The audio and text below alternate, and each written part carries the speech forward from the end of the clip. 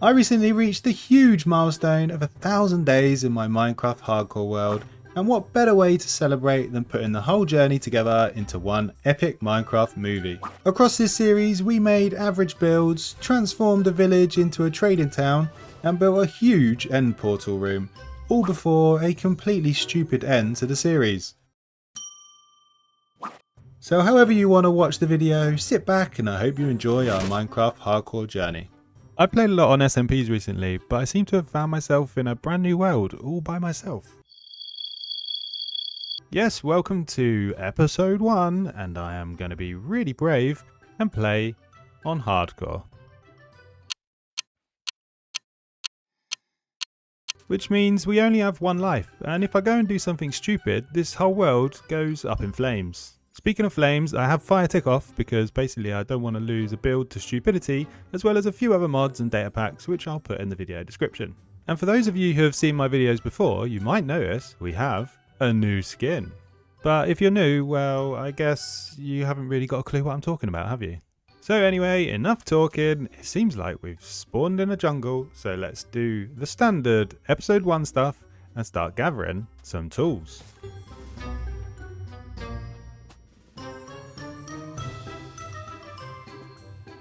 So let's make our first crafting table and make ourselves a flimsy axe, a flimsy pickaxe, and let's go for a flimsy shovel as well. And we'll leave this crafting table here as a memento of where we started our hardcore world. So I guess the main goal for day 1 will be to go off and potentially upgrade our tools to stone and find some sheep, because I am not staying awake for night 1. Absolutely no way. But I guess this is not really the terrain for trying to find some sheep in a nice big green field. So we probably need to find our way out of this jungle pretty sharp. Well, that's a good start. We're out of the jungle already. So let's see if we can find some of those woolly creatures and take part in some sheep killing activities. I said that in too much of a friendly way. We're going to go and murder some sheep, okay? Oh, this is bad. This is bad. The sun's going down already and I can't find any sheep anywhere. Sheep.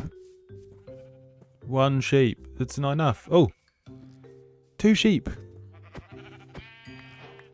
1, 2. Oh no. Oh no. Uh-oh. Uh-oh. This is bad. This is bad.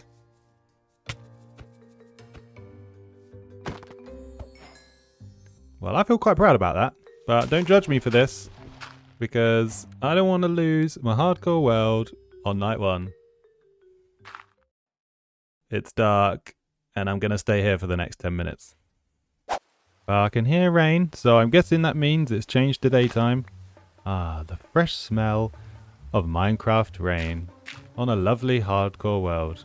And no mobs. Let's see if we can find a sheep now. It's embarrassing enough spending night 1 in a hole, but we don't want to spend night 2 in one as well. Uh-oh. Uh-oh. Uh-oh. Uh-oh. Uh-oh. Ah, creeper, creeper, creeper. Oh my god, I'm gonna die, I'm gonna die, I'm gonna die. Skeletons, creepers. This is not what I signed up for. Oh my god, there's arrows flying everywhere. Help! Help! Okay, new plan. We're just gonna walk around the river. Oh, thanks for the bait recipe. We're just going to walk around the river and stay away from the trees because there's definitely going to be mobs hiding in there. So let's just follow the river and see if we can find something that helps us out. A village. Where were you on night 1? Come to me, bed. Come to me. Oh, it's a huge village as well. I really hope there's some good stuff here. Oh, now we find a 3rd white sheep. Where were you 10 minutes ago? Hello, sir. Can I stay here for a bit? Will you keep me safe from all those scary mobs that are over there? I'm assuming by him walking away, that's a solid yes. Well, sorry, villagers, but the first thing I'm going to do is steal this bed. And let's see if there's any other goodies across this village. Finally, I've literally gone around every single house in this village, and this is the only chest. This better be something good. I guess it'll do. Some food at least so we can restore our health and get back to those full hardcore hearts. Lovely stuff. I guess we should steal the hay and we can make some more bread. I'm just going to steal the hay. I'm not going to touch you because you will absolutely kill me with one hit. Okay? Okay? Oh no. Sadness. Right, let's make that hay into some wheat. We'll make the wheat into some bread. And that's going to keep us going for a little while. And it looks like the sun's going down. So rather than spending the next night in a 1x2 dirt hole surrounded by creepers and skeletons that are going to try and kill me as soon as I come out, I think we'll spend the next night in one of these lovely cozy houses. So I'll catch you in the morning. Good morning! I had such a good night's sleep. It's amazing what a bed and a cozy house can do for you. Anyway, you might notice I've got a bit of an accessory in my head. Well, basically, I spent a bit of the night going around trapping these villagers in their houses. I don't know if I'm going to come back here, but there's so many villagers here, I didn't really want to lose them. So I've basically trapped them inside the house in case we do come back here and we need the villagers. So the next plan is we really need to upgrade from these wooden tools because they're not going to last very long. So we need to go off and find some stone and then hopefully a bit of iron. Although there is some iron behind me. No, not worth the risk just yet. Anyway, like I was saying, I need to get some stone and iron, but I'm kind of too scared to go caving just yet, even though there's some caves behind me. So I'm thinking, let's find some free cheap loot. And my idea? Shipwrecks. So on the way, we stopped to gather some stone and I uncovered 2 bits of iron, which I went to turn into the most OP item in the game, a shield. Went back to spawn and spotted a ruined portal in the distance. So headed over there to see what we could find, and that got us a gold chestplate and some gold leggings. Don't we look shiny and nice? Back on the water, spotted an ocean monument, quite near spawn actually, but too scared for that, it might come in handy another time. Spotted the shipwreck, and to be honest, the loot was not what I was hoping. A buried treasure chest, some junk in the second, and some iron, which did come in handy, because it made us make some iron boots, so 3 out of the 4 armour sorted. Set off from the shipwreck to see what else we could find, and unbelievably, just across the water, there was a desert temple nestled right on the coastline. Went and had a look at that. The chests were pretty rubbish in there as well. Got a golden apple from the troubles, a little bit more iron, bit of gold and some gunpowder which might come in use later. Set off to find the treasure and got distracted by this village where I saw this weirdo with their head stuck in the ceiling. Not sure what that was about. Saw this beautiful scene of an iron golem giving a flower to a villager, so I just decided to punch them to death. Got myself a helmet out of it, and that's the 4 pieces of armour finally acquired. Set off to find the buried treasure for a second time. Did manage to find it in the end, and there was a few goodies in there, some iron, some gold, and our first diamond of the hardcore world. Starting to run out of inventory space by this point, but on the way back saw this mangrove swamp, so picked up some propagules and some mangrove logs, and saw this gorgeous frog who just showed me their butt and walked away. And finally, really on the way home this time, we found this spruce village, and this was actually the best of the lot. Tons of iron gear, another diamond, and then picked up some spruce wood and some of the mossy cobble while we were there. And after that little adventure, we've made our way back to the village, where you can see we are fully decked out in our iron armour. And as you can see, I've also started planting some sugarcane, some crops, and a massive tree field that makes this whole area look pretty disgusting. And I've also started gathering up all the cows and sheep from the village so we can start breeding them over there.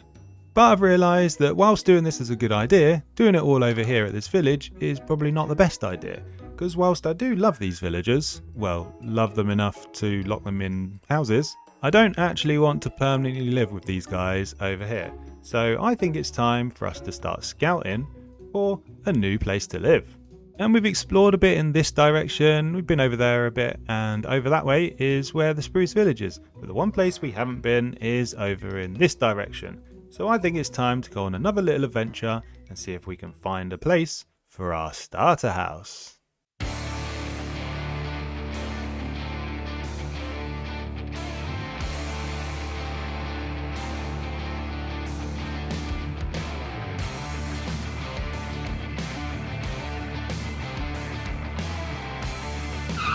Stop! I think I found the place I want to live already. I've literally moved like 100 blocks. I think just over here you'll be able to see where the village is. But this little area here is basically just what I'm looking for. I really like the terrain of this area. It needs a bit of flattening out, but this hill bit over here looks like the perfect place for a starter house. And we've just got the village over there, so easy access for the trades from the villagers. But the one problem I have at the moment is I don't have anywhere near enough resources to build a house yet. And for the house that I have in mind, there's a few things that I'm going to need, starting with some packed mud and some mud bricks. So after sleeping the night away so I don't get killed by mobs, I'm back at the village, and that means I'm going to need some of these seeds that I planted earlier, like some kind of genius thinking I was being clever. And using some of my precious iron, I'm going to make a bucket, grab a bit of water, beat the hell out of some grass to get some more seeds, and build a temporary little farm over here, closer to where we're going to be building.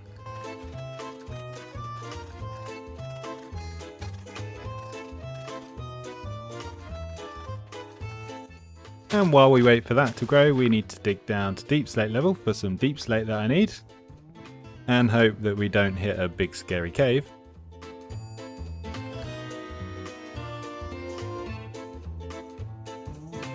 Restrain myself from attempting this mine shaft and just safely collect some deep slate, maybe next episode. Grab some clay that I can turn into bricks. Chop down this monstrosity behind me.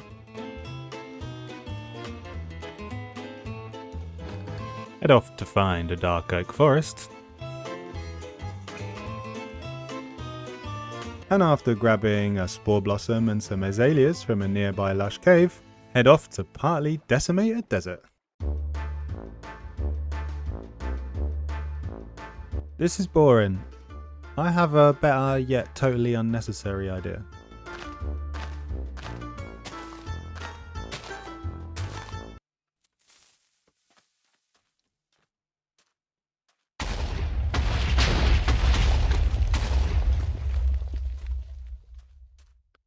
See, loads of sand, and I didn't even have to mine any of it thanks to the TNT from the desert temple.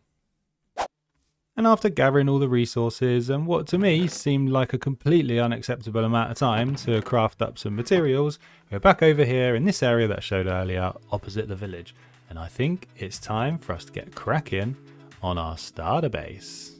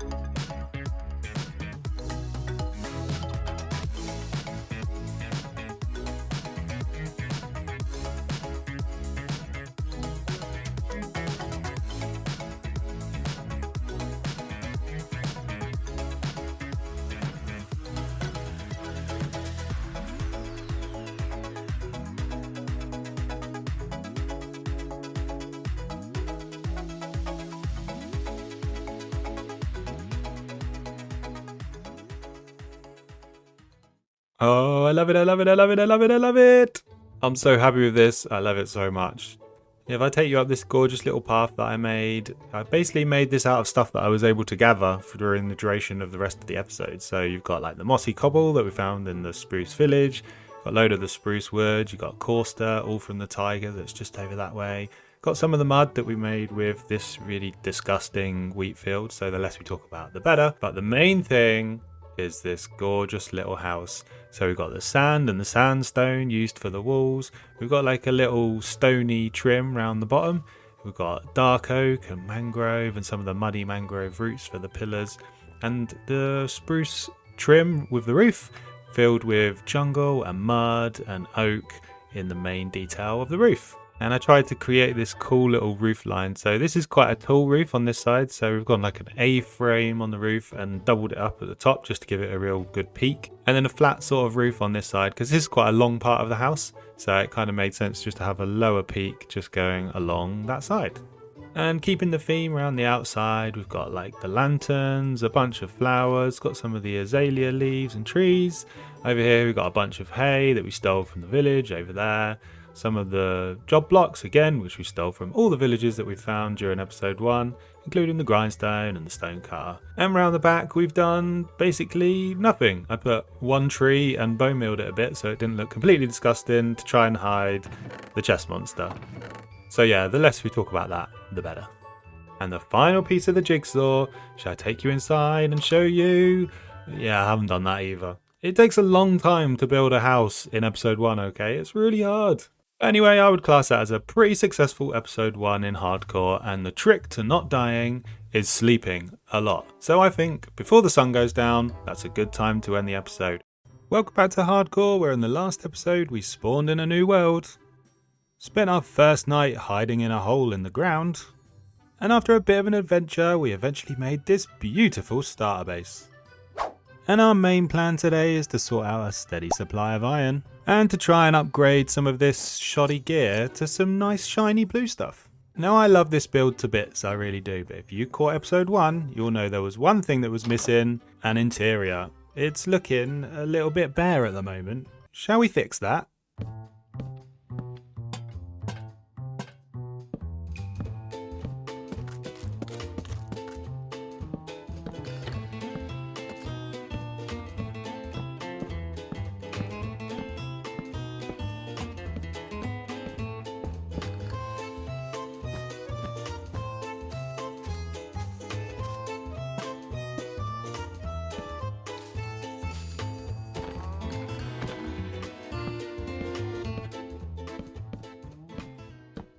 And the interior's all done, and as you can see, it's a pretty simple one. We've got a cozy little bed over here. We've got the leftovers from some murdering that we've done. I'm really not a fan of wandering traders. As well as more of the evidence over here with our shiny gold armor that we got in episode 1. We've got a bunch of chests knocking about. This is all of our storage. And over here, you can see that we've got some bookshelves with a little space in the middle here for something very important. So if we grab some materials, we've got some obsidian and the 2 diamonds that we found in the spruce village in episode 1 and a book. You know what we're going to make. Let's head over to the crafting table and we're going to make our first enchanting table. Something that's very important in a hardcore world. And we're going to pop that over here with our beautiful little bookshelf setup. And on to today's plans. I want to make an iron farm because that's going to be quite important over the course of this world. So the one problem I have with most iron farms is they're kind of giant and ugly and they take up loads of space outside. So I think we're going to change it up, and I've got a really good tutorial which I'll link when we make it for an underground iron farm. And then we're going to cover that up with a nice smelting house because, to be honest, it's kind of weird having furnaces in your bedroom. So what do we need to make an iron farm? Well, iron actually, for hoppers and stuff. And in the last episode, we found this mine shaft, which I was way too scared to go into without some decent armor or enchantments. So I'm thinking there'll be loads of iron down there, but before we do that, I think I want to get that armor and enchantments and use that new enchanting table that we made. So I think, let's go diamond hunting.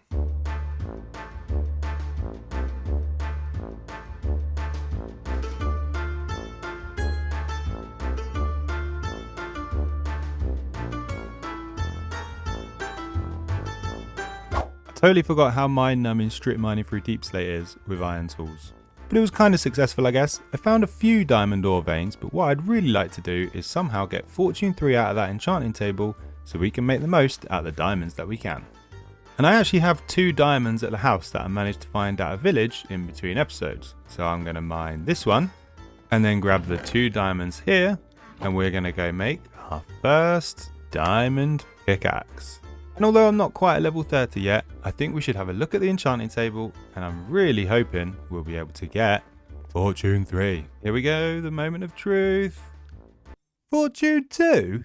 Ugh, well it's better than nothing I suppose, and it will help us get some more diamonds out of the ones we found in the strip mine. So I think it's time to head off and try and get some more levels.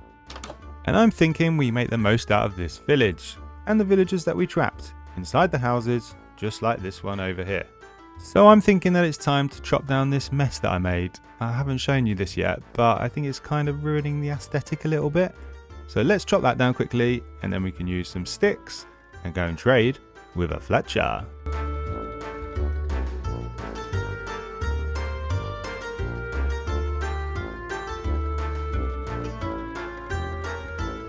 So now that's done, we have our 2 fletching tables and a bunch of logs. Let's go make ourselves a Fletcher.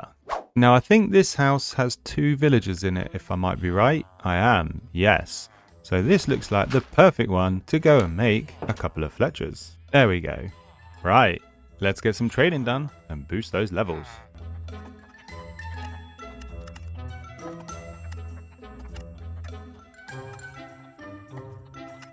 Level 30 acquired, and we even managed to get a bow. Let's go enchant that pickaxe.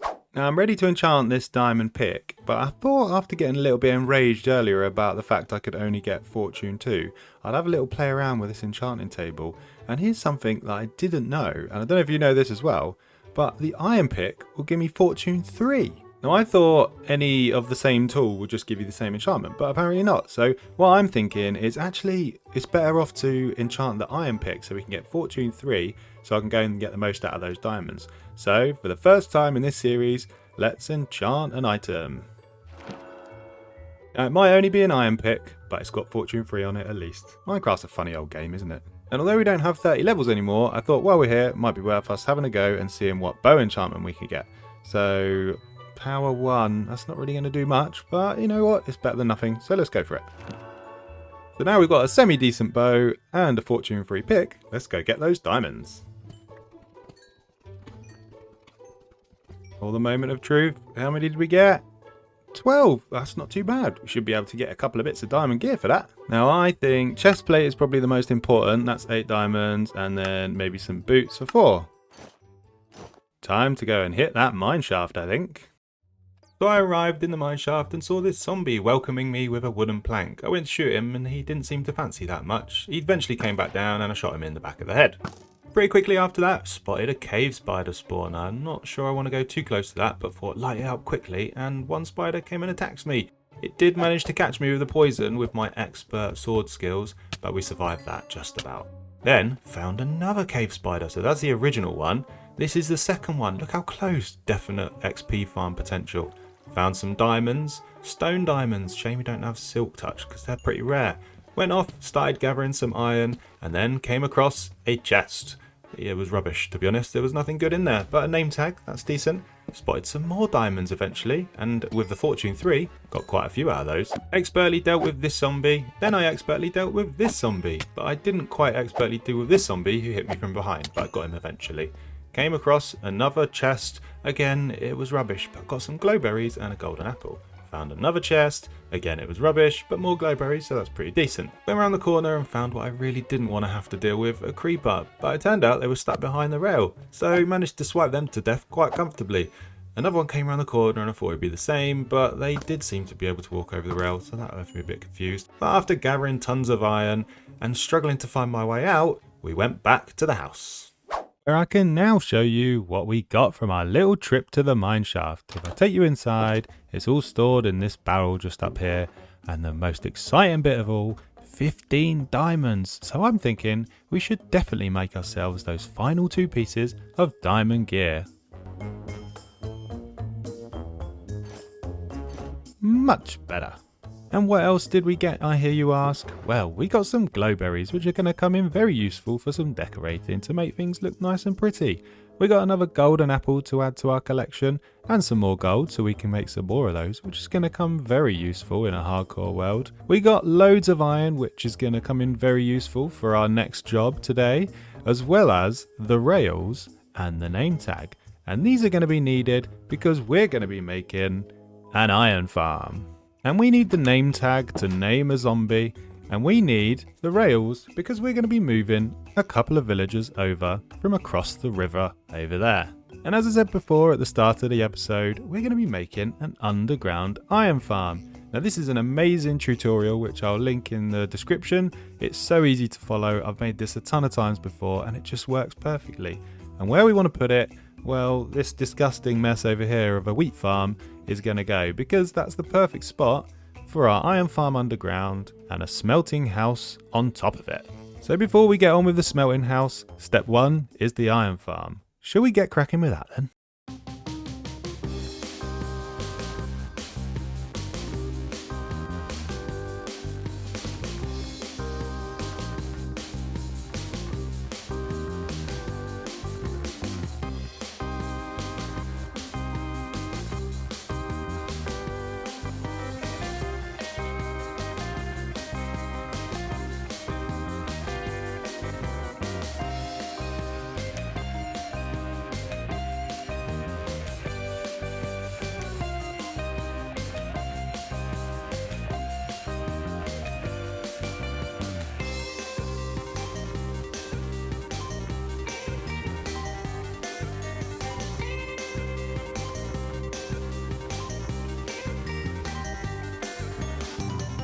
And there you have it. We now have a fully functioning iron farm right in the middle of a wheat field, just where you'd expect it.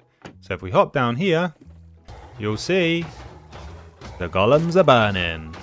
I should feel a bit bad about this, shouldn't I? But yes, I left this running for about 40 minutes, and as you can see, it's churning out iron really well. So we're not going to have to worry about iron for the rest of this world. Anything we need, we just come and grab from here.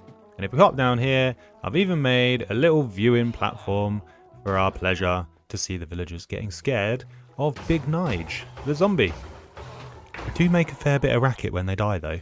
But yeah, this is a really simple farm to make, but it was created by someone who's a lot cleverer than me, called Neamature, whose name I've probably completely butchered, so apologies. But make sure you check out the link in the description and it will tell you how to do it. And yes, I know, it's disgusting and ugly down here, but let's be honest, no one's going to see it. And we're going to make a beautiful build up above. And to do that, we're going to need a few resources. Oh, that's very close. That's better. And in here, I have actually started putting the resources together. This chest is full of stuff we need for the build, and this is kind of full of stuff we need for the build. But there's a few things that I don't really have enough of yet. So let's quickly run off and grab the bits we need. And amongst other things, that includes a trip to our local tiger forest to get some spruce, a bit of a dip in the water for some clay,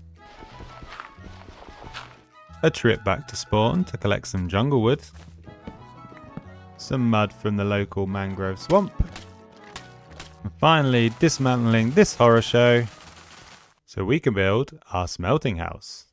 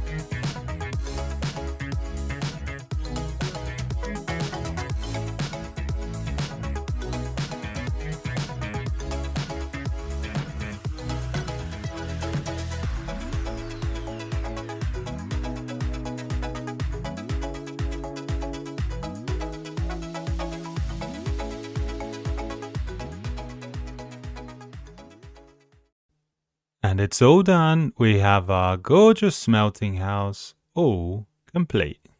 And if I take you down the path which we've extended from our starter base up on the hill, it takes you all the way up to our lovely new building to the front door. And as you can see, we've kept a similar block palette and build style. So we've got the sandy roofs and the sprucey trim with a nice big peaky roof at the top. And on the side, you can see we've got our blacksmith working area. And oh my goodness, do I love this area so much. This is the best part of the build in my opinion. As you can see, we've got some of the ores knocking about. They would have that in this type of environment, I think. And we went over to the village just across the river, which you could just see poking over the grass verge there.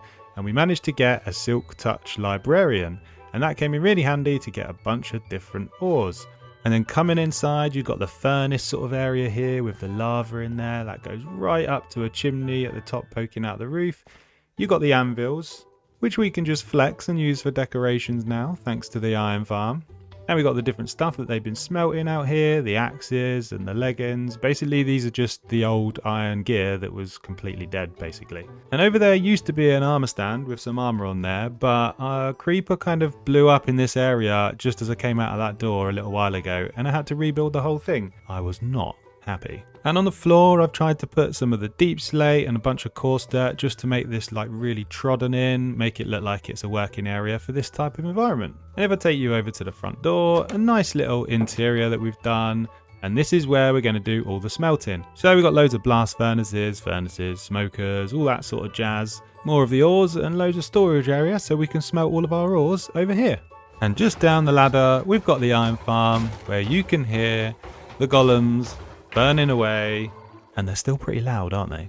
But while we've been building away up the top, we've managed to gather tons of iron, and this is going to last us for ages.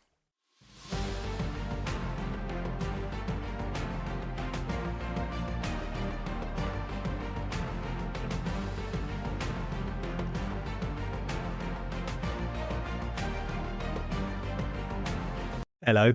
Welcome back to Hardcore, and we've made it to episode 3. Come on, own up. You thought it'd all be over by now, didn't you? But that's okay, because I actually had pretty low expectations of myself anyway. But so far, we've managed 139 days in Hardcore without dying, which is actually pretty amazing given my past record.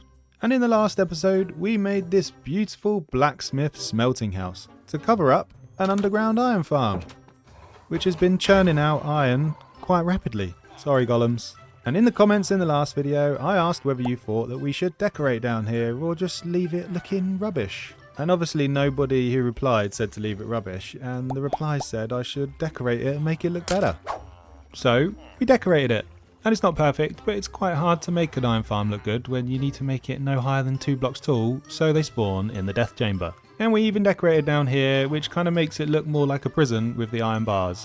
And you might notice it's not decorated in there, there's still all the granite and stone, but to be honest, I can't really face trying to move the beds and the villagers because we just know they're going to escape. But at least the golems will leave this world in something that looks at least semi-decent.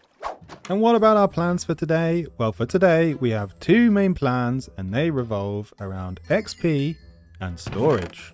And on the storage front, we are going to make an absolutely huge storage house today. And I mean huge. It's going to put the rest of these builds around here to shame. And that is very much needed, because as you can see, this is just not working for me. I cannot live like this.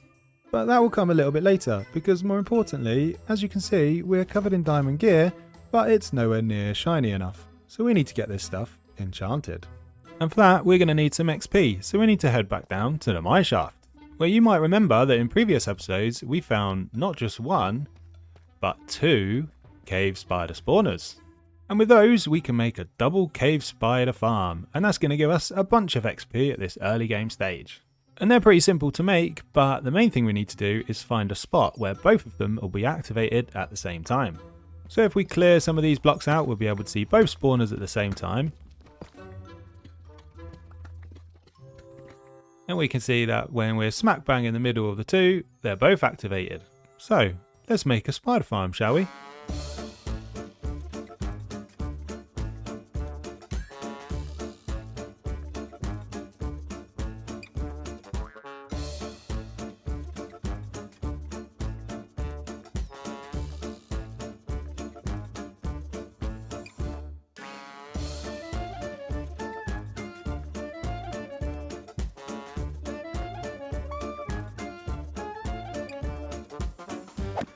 And the spider farm is all done, and to be honest, that clip made it look a lot easier than it really was.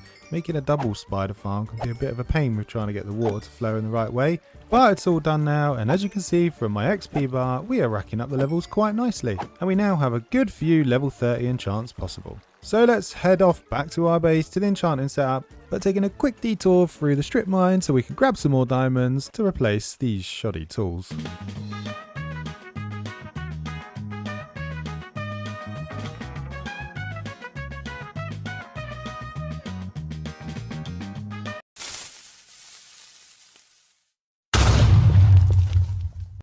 Oh my life.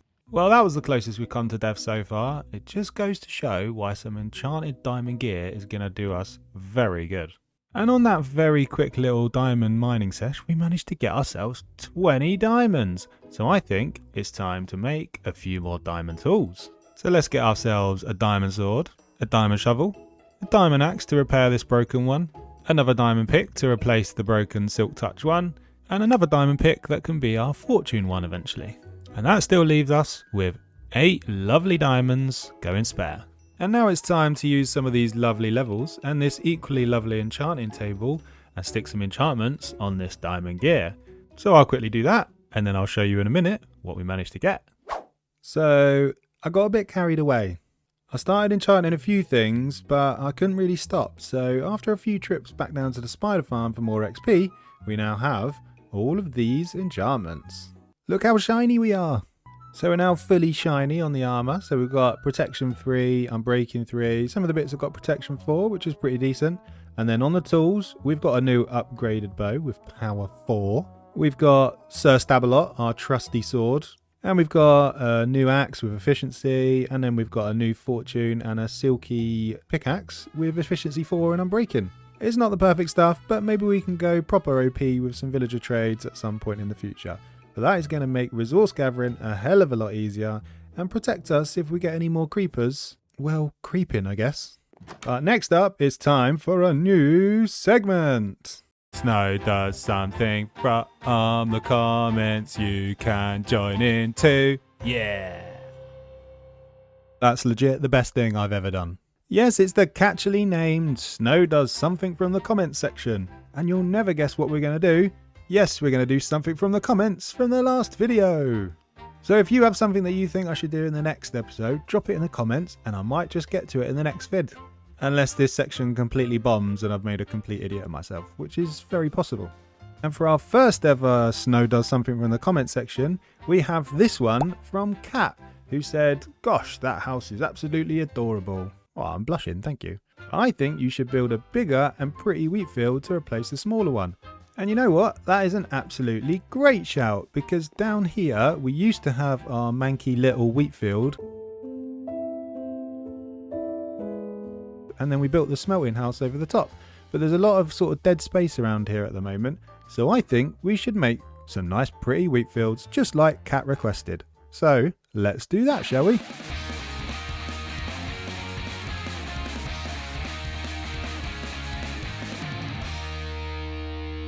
Well, that took longer than I'm happy to admit it did. But it turns out that Kat was right. Adding more wheat fields around here does make it look a bit more filled out and nice. And if you can just creep through the trees, you can see I've taken some of the wheat fields up the side of the little hill next to where the starter base is. And it's wrapped around all the side of the smelting house. And you can see I've taken the path all the way around the side, and it does make it look a lot nicer to walk through. It kind of stops up here. I haven't really got to this bit yet, but I thought this would be a nice little area at the top here to have like a farmhouse or a barn or something like that. Maybe something we can get to in future episodes. If we make it that far, of course. But I think it's only right that we make a little note of whose idea it was. Thanks, Kat. You might notice when we come back this way towards the starter house that there's a big open space here, which you might think would be a good place for another wheat field. Actually, that leads us nicely on to the next job for us today, to build our big old beastie storage house. Because as I said earlier, this bit of a chest mess that we've got going on over here is really not working for me. I like to be a hell of a lot more organised than this. And before we can do a build, we need some resources. So let's go and gather some up, shall we? Which consisted of decimating the wheat field that we literally just spent hours making. We then needed a bunch of wood, so we chopped down a spruce forest, some oak, birch, jungle, as well as a dark oak forest. We then proceeded to completely ruin a beautiful lush cave before grabbing some sand the only way we know how, just like episode 1 with some TNT, before finally stripping all the wood. Which leads us to now, and we have this area here which is in absolutely no fit state for a build, so we need to flatten it out a bit. And now that's done, we've got a beautiful flat space over here behind us, ready to put a build. And we've also got chests full to the brim with resources. I think it's time for us to get cracking on the build.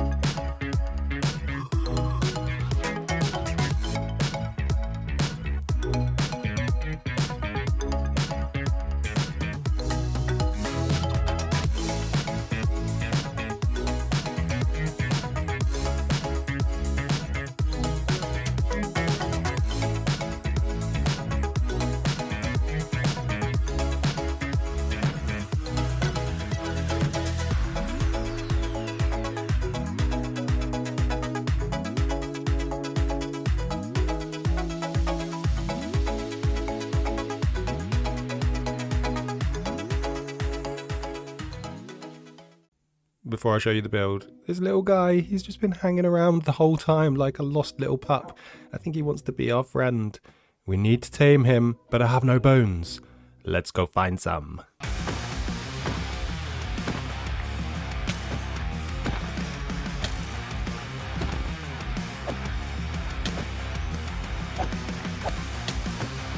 Okay, distraction over, and yes, we are a pincushion with pins in our head. But let's see if we can tame this guy with 15 bones. I hope it's enough. Ah, first one. I actually had 2 bones in my starter base, so maybe that wasn't required after all. But yes, you are very cute, and you can come and live with us, and you can come on our travels as we go and have a look at the storage house and show everyone who's watching. And if anyone's got any good ideas for a name for this little guy, let me know in the comments. But yes, the thing that I was supposed to be showing you before I got totally distracted, our beautiful storage house is now done. And maybe we can stop living in those pokey little chests in the starter base. And if we follow the path from the rest of the area, we've got 2 entrances to this house. So we've got a little side building over here with a beautiful little stairway that takes you up to that door. And we've got the main entrance at the front here. And I've actually put the FreeCam mod onto the world. So if I come out of my face, because this is such a big one, it's easier to show you from this angle. And actually, before I start that, look at this. This area is starting to look so beautiful now. I am so chuffed with how this is coming out. But yes, let's talk over the build. So it's the same sort of colour palette, but you can see at the bottom, because this is such a big one, we've taken the stone walls up a bit further on the bottom. We've got this awesome little crane pulley system, which is taking some of the storage that we're putting together from the bottom down here up into the attic space through this big open window on the side. We've got this little balcony section at the front here. I really wanted to add that on this one because eventually, if we get wings, we can just fly straight onto here and go straight through there instead of having to land and use the stairs inside like some kind of minion. And actually, on the other side, we've got another similar sort of window, which is this big open plan one, where we can fly straight in and get straight into the chest rooms, which you can just about see poking through there. And if we come out of F4 mode, you're not going to believe this. I've actually done the interior. Would you believe it? So yes, through the front door, I've just tried to put loads of chests in here basically. So in total, I think there's well over 100 chests throughout this building. And I'm thinking that should keep us occupied for quite a while. Oh, dude, are you okay there? So yeah, down here, we've got just a basic little sort of kitchen-y area, a brewing stand that we robbed from the village over the road, and a load of chests. And do you reckon these are full? Do you reckon we've moved the junk from over in the starter base? No, of course I haven't. I haven't moved anything over yet. That might be an in-between episodes job, I think. And these doors take you through to the little side building, which I'll show you in a minute. And if we come up the little winding staircase, the big storage room at the top, which has got the open window on the side and the little balcony on the other side. And this is actually a perfect time to show you. This is completely unplanned, but look at the view. You've got the sun setting on one side from the little balcony section, which is just beautiful. And on the other side, through the big open window, you've got the moon rising.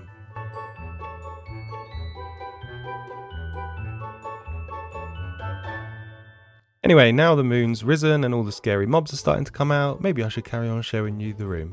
So yes, similar to downstairs, loads of chests. I've left out the scaffolding. I was using this to put the interior together and I actually thought it looked really cool. It was like a funky little way to show you how to get up to the chests right at the top, even though we can't actually reach them. And now for the side building and the roof space, this is where I need your help. Because you'll see when we climb up here to get to the attic, it's an empty shell at the moment with nothing in it. So I need some ideas of what we could put in this little space. I'm thinking a farm, maybe a sugarcane farm, something like that. But let me know in the comments what you think we should do. And heading back down here, likewise for the little side building. Yeah, there's nothing in here either. Again, it's a complete shell. So we're going to need to fill this space. Again, maybe some farms, maybe we can move some villagers over here. But let me know what you think we should do with it. But because in real life I've been feeling poorly for the last week and I think my voice is going to die on me soon, I think now's the perfect time for us to end the episode. So from me and my good little buddy down here, who needs a name remember by the way, I'll see you on the next one. So far in our hardcore world, we've built a starter base, sorted out an insanely productive supply of iron, enchanted our gear, and in the last episode we made this huge storage house. And at the end of that episode, I made a big promise which, to be honest, I wasn't quite sure if I'd be able to keep. Which was that in between episodes, we'd make the best effort we could to move all of our resources across from our starter base. And, unbelievably, I've actually gone and done it. And to be honest, this is about the most organised a storage room has ever been for me. So we've got all the different stones and whatnot down here, and upstairs we've got lots of other stuff, super organised with signs and everything. In that last episode, we also made ourselves a new little friend who's making himself feel very at home right now, and we'll get to naming him a little bit later. And as for today's episode, things are going to start to get very dangerous. Because today we're going to start to sort out a permanent food supply, and we're going to build an awesome barn to go alongside it. That's not the dangerous bit. But we are going to be making our first trip to the Nether. That is the dangerous bit. Because when we built this storage house, there was a couple of areas inside which we didn't get to an interior for, and we were going to save for future projects, like this side building, which I don't quite have a plan for yet. And also this attic, which I do have a plan for. Because I'm thinking that this is the perfect size for a little sugarcane farm. And what do we need for a sugarcane farm? We need some quartz. Which means that we need to up the danger levels quite considerably and head into the Nether for the first time. So rather than procrastinate like I kind of want to because I'm scared, we might as well just get on with it. This might be a short episode. And I've mined out some obsidian, and I have a really cool portal design idea. So if we do manage to make it out of here alive, we'll build that later in the episode. But for now, I think we'll just make a really basic portal design somewhere about here, and then we'll jump straight in.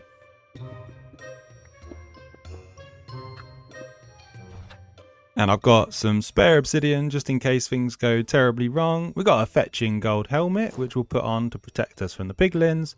Some blocks just in case. I'm definitely going to put the shield on. Here we go. Wish me luck.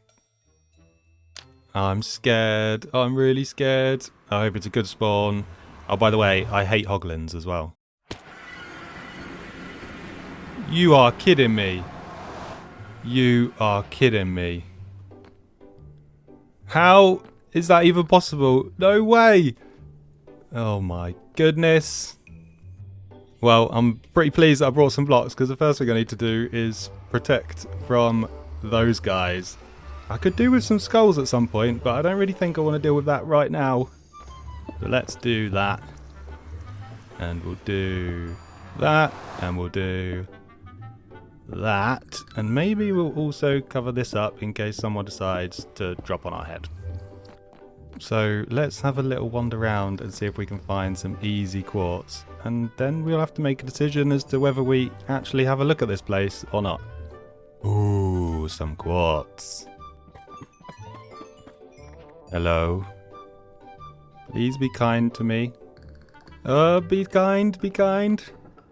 Oh, this is such an OP trick when you're in a fortress.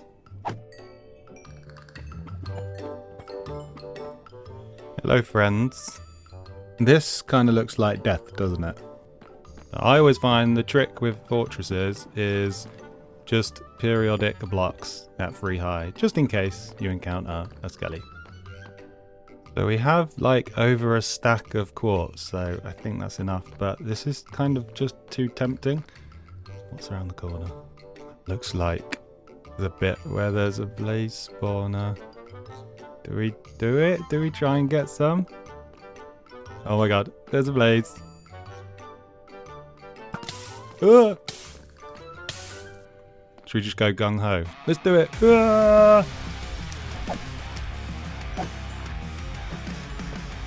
Well, that's a few blaze rods. That'll do for now. Oh my god. There's so many of them. Uh-oh. Uh-oh. Run away! Run away! Alright, let's just see if we can get rid of these guys. And then I think I'm not going to be too greedy here. Right, how many have we got? 6. That is not bad. You know what? I think we're just going to call it a day with the blazes, because I'm not really ready for that. Let's see what else we've got around the corner. Another blaze spawner. I think we'll just skip past this one. Jesus. That scared the living daylights out of me. More quartz. Given that's what we actually came in for, we might as well grab it. Oh, look. The Nether what? Right. I'm going to grab that, and then I think I'm just going to quit while I'm ahead, because I did not expect this sort of success. So I think we should just get that and be done with it. Grab that. Lovely jubbly. And we'll also grab that. Lovely jubbly. And now we just retrace our steps and try and figure out how we get out of this place. I actually can't believe that this was our nether spawn. There's the portal. Let's get out of here. We got what we came for. We made it! I actually can't believe that. We got everything we needed. We got tons of quartz so we can make our sugarcane farm. Now in real life, I'm going to go and have a lie down because that was kind of scary. And then we'll go and start making a sugarcane farm, shall we?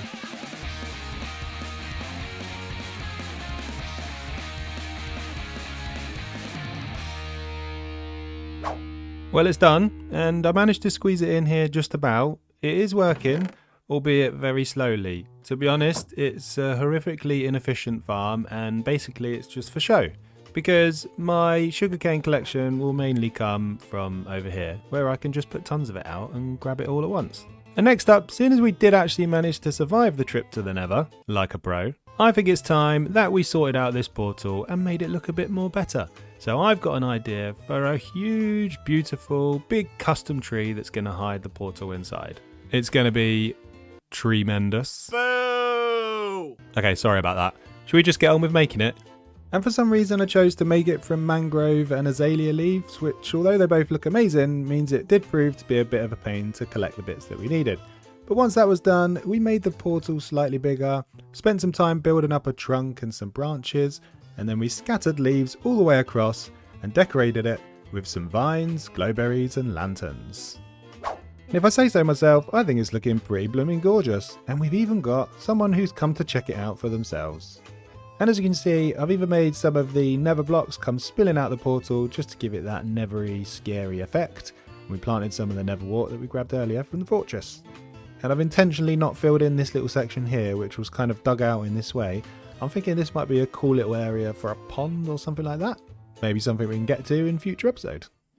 And now it's time for... Snow does something from the comments you can join in too. Yeah! Yes, despite a lack of popular demand, it's time for Snow Does Something from the comments section. And there were so many good ideas in the comments from the last video, but I just had to make this one about this little guy, who we will name in a minute. And the comments this time came from Nadia and Benjamin, who both suggested making a little doghouse. So that's what I've done, a nice little house for our new friend. And of course we have to recognise whose idea it was. Thanks Nadia, and thanks Benjamin. But what sort of doghouse has a dog with no name? That would be complete madness, right? So let's name this little guy Average Rex, which to be honest is completely and utterly perfect in every single way. And thanks to Green's Animator for the redonk suggestion. And next up, we're 4 episodes in, and at the moment we don't even really have a proper source of food sorted. We've been surviving off bread and some manual cow and sheep related shenanigans.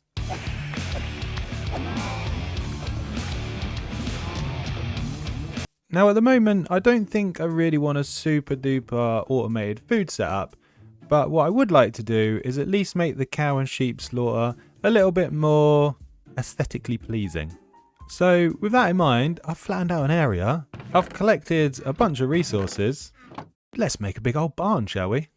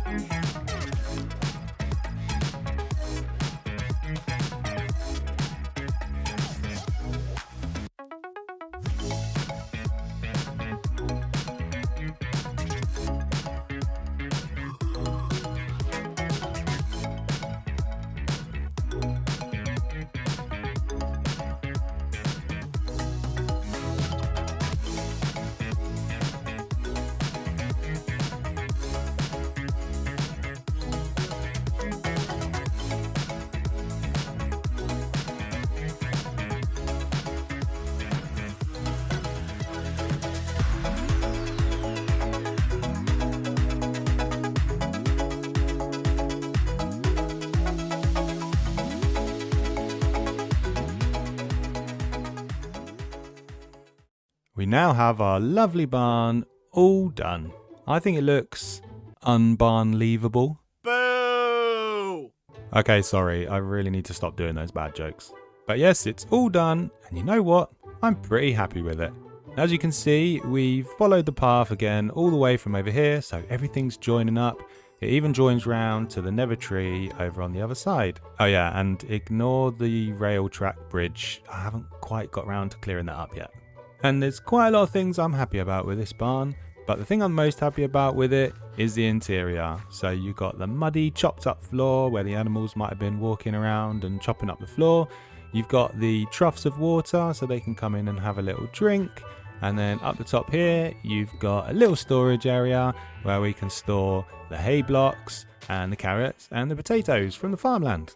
And then through here, through the little door, you've got a lovely, gorgeous stables, which isn't really much of a stables at the moment because there's no horses. But I think we'll go and find some horses in the next episode because, well, walking is really tiring, isn't it?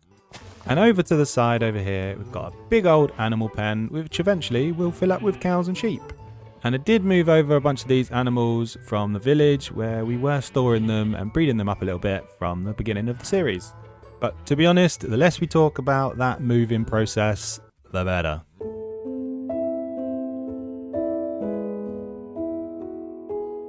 So I will keep on breeding up these cows so they can continue to live a life of luxury that will obviously end up with me kind of cooking and eating them eventually. But anyway, the sun's going down and we've got a lot done in this episode today. We've been to the nether, we built a big old nether tree, a doghouse and a barn, and I'm kind of tired, so I think that's a good place to finish for today. This is good snow. This is bad snow. And I'm Average Snow, and welcome back to Hardcore, where in the last episode, we made this gorgeous barn to ramp up our food supply. And essentially, it's just a nice looking slaughterhouse, because pretty much all we do is breed up these cows, chop them up into small pieces, and once we've cooked them up, we have a little bite to eat. In the last episode, we also made this nether portal tree, which I am totally in love with, and took our first trip to the nether, where we got this totally insane spawn. And while we're here, I want to pick up a few more blaze rods for some potions.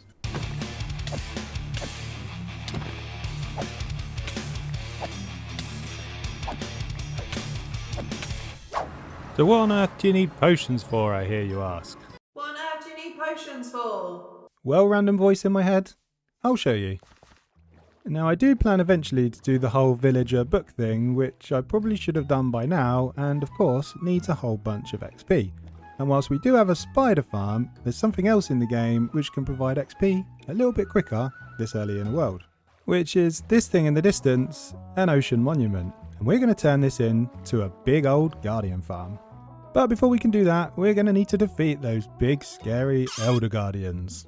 And to make our lives easier, I need to grab some water breathing and some invisibility potions, which is what the blaze rods were needed for. And for those potions, we need some golden carrots and some pufferfish. And I have a bunch of gold from mining, so the golden carrots are sorted because we've got carrots from our farmland as well. But the one thing I don't have is pufferfish. So let's do something that's really exciting and do a spot of fishing. So we got the puffer fish, and we're going to get some other bits that we need for the potions. So we need some nether wart that we picked up in the last episode. We're going to need some sugar cane, some brown mushrooms, and some spider eyes. We're also going to need some redstone to make the potions a little bit longer. And then from down here, we're going to need some carrots and some gold for golden carrots. Let's make some potions.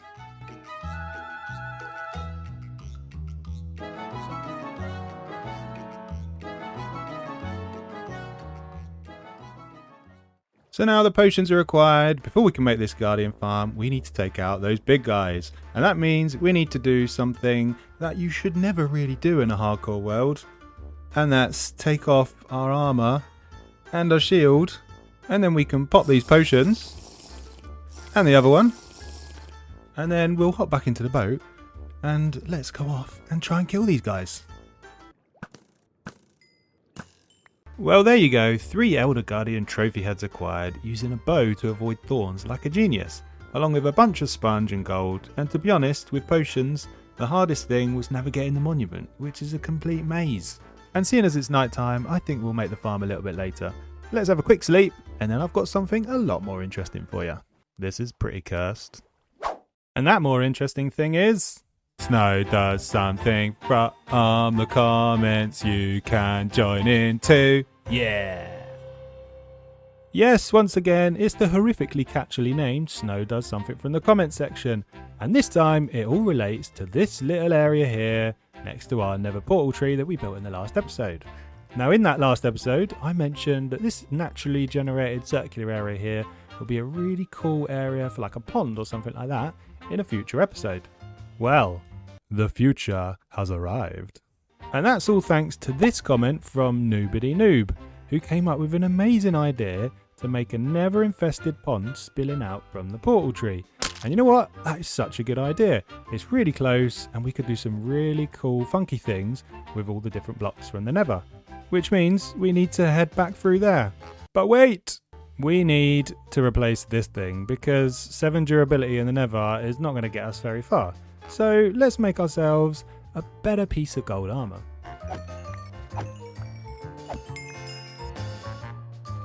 I hate the nether. But after psyching myself up, I did eventually go in and was greeted with a nice calming hug from this guy before peering over the wall at what faced us, which is mainly these hoglins who I absolutely hate. So after killing them, I decided to change approach and I went up to about Y100 and just mined in the hope that I would come across different biomes. And it worked. We tunnelled into a basalt delta, picked up some magma blocks, but being up that high does have its dangers, like this scary sight. Went back to drop off some blocks and this dude was just chilling in the overworld. So dealt with him and headed back to continue tunnelling, where unbelievably we came across some ancient debris. Not just one, but 2. I didn't even know it could generate up that high, to be honest. Here's me feeling very proud of myself. Anyway, carried on tunnelling and found what I was after, which was the warped biome. Gathered up some materials whilst being careful of the Endermen and saw this fortress, which there was no chance I was dealing with today. Got the last thing I was after, which is the twisted vines, and then ran home with a sword in my hand, which is something you should never do in real life. Gazed at the beautiful materials before getting started on the nether pond, for which I had no real plan for, to be honest. I just started placing blocks, grew a crimson tree which was way too big, so built a couple of custom ones, along with some lava and a little bridge. And here is the final nether pond complete, and I don't know about you, but I think it looks pretty awesome. It was nether in doubt. But like I said, there wasn't much of a plan to this other than that I knew that having the steam coming out would really add something with a little bit of movement. So there's some campfires underneath the blocks under the water. We've also got the magma blocks and that gives the bubbles, which adds a little bit more as well. We've got some of the warped blocks creeping up, sort of infecting this overworld tree, and also a couple of little custom crimson trees, which is the perfect place for a little sign thanking the person who suggested the idea. Thanks, Noobity Noob. And remember, if you have any cool suggestions, leave them in the comments and it might be your idea next time. Also, come here. Closer. Subscribe, please. Anyway, now back to the ocean monument, which we defeated earlier, and time to make a Guardian XP farm. But for that, I need some soul sand, which means I need to go back in there. So I'll quickly do that, and then we can finally make this farm. Soul sand acquired, and lots of it as well, along with a load of other bits and bobs, and we are ready to make this Guardian farm. And trigger warning, this is going to be proper ugly, because I'm not going to decorate this today, I just really want that XP. Now I'm going to be using a tutorial from Mine the Fab, which I will link. I know there are newer types of farms with portals and stuff like that, but I've done this one before and I know it works a treat. So if you want to see how to build it, go and watch his tutorial, and I'm going to get cracking with building it myself.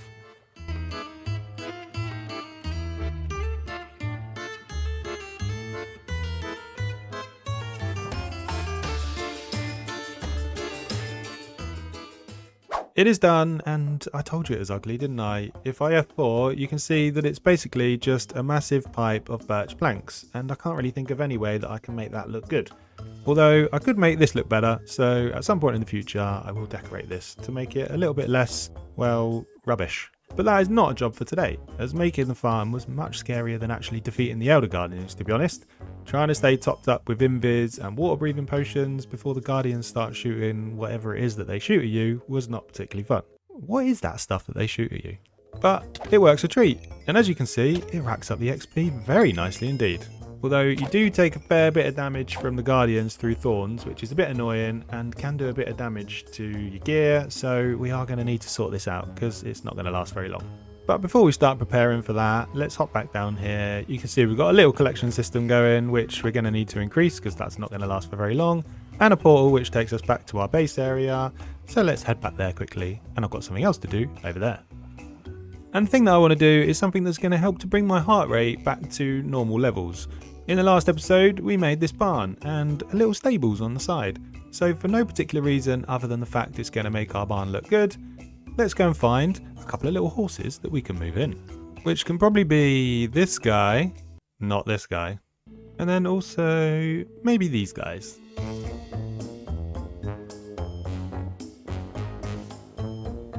Lovely stuff. Much better. If you've got any ideas for names for these little guys, let me know in the comments. So now we're feeling a little bit more calm. Like I said a minute ago, we've got a need to beef up our gear. We've now got a plentiful supply of XP. We've also got iron and fish from the Guardian farm that we can use for trading. So I think it's time that we started preparing for a bit of a villager trading setup. So today we're going to start that process by building a villager breeder. And this time, instead of being horrifically ugly, we're going to make it look awesome with a big build around it, which means it's resource gathering time. When I say resource gathering, what I actually mean is finding a geode for the first time so I can gather up some calcite, and then spending about an hour in my little storage room crafting up a whole bunch of materials because I actually had everything I needed in here already. And as well as that, we've also placed out some copper to oxidize and flattened out an area over here just by the river opposite the village. And that's where our build is going to go, mainly so it can go next to our super aesthetic bridge. So instead of standing here chatting, shall I just do the build?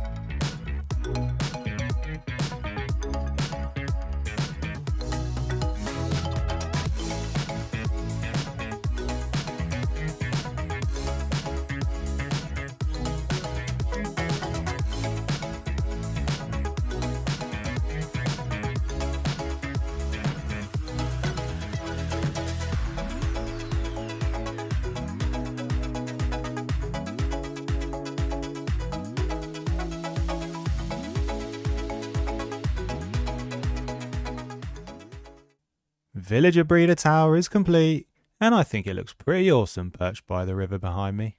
And I want to show you this build, but I think I'm going to have to use free cam because it's so big, if I get too close, you can't really see it all. So you can see that I went with a different block palette to the rest of the area, mainly because I really wanted to incorporate some of the blocks that we managed to get today. So I've gone for more of a fantasy inspired roof with a bunch of the prismarine and the warped blocks in there.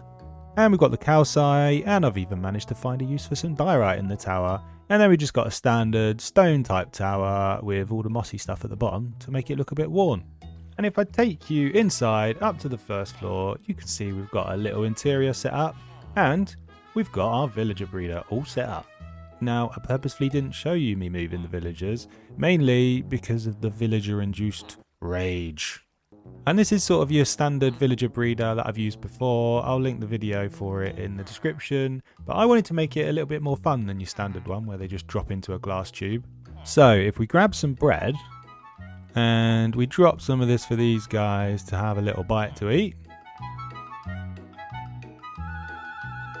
and then we wait patiently for some love hearts. There we go.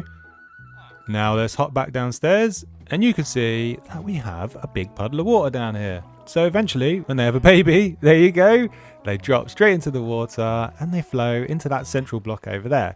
So when we want to move them, rather than trying to fudge a minecart into the corner of the tower where they drop into, I'm just going to need to run a minecart underneath that block, and that should catch them, and we can move them to wherever we want to move them to. It's like a well-oiled production line, just with living beings. And obviously a tower is a pretty good shape for a villager breeder, but it also has some other uses. because it doubles up as a beautiful vantage point so we can see our whole area looking beautiful. It also shows the old village, which is not looking so beautiful. We might have to do something about that at some point. Oh yeah, and this is completely empty, so if you can think of any ideas what we could put in here, let me know. So soon, hopefully we can use some of our new villagers to get mending and sort out these tools, because they're looking a little bit worse for wear now. But that's going to have to wait for the next episode, because, well, this one's finished. Hello, welcome back to Hardcore. It is I, the most average of all the snows, and welcome back to my Hardcore world, where so far we have survived 412 days, and we've made it to episode 6. And in the last episode, we built this villager breeder tower, where inside, the villagers just popping down into the water here just entertains me so much. And we also decided that a spider farm for XP wasn't really cutting it, so we needed a guardian farm, and that meant braving an ocean monument. In between episodes, I've done a load of tree chopping, and I've been contemplating how beautiful that guardian farm really looks.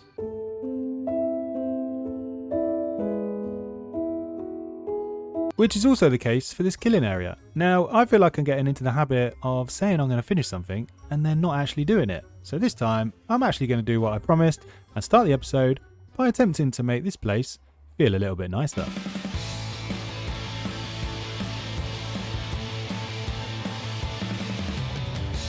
That's much better.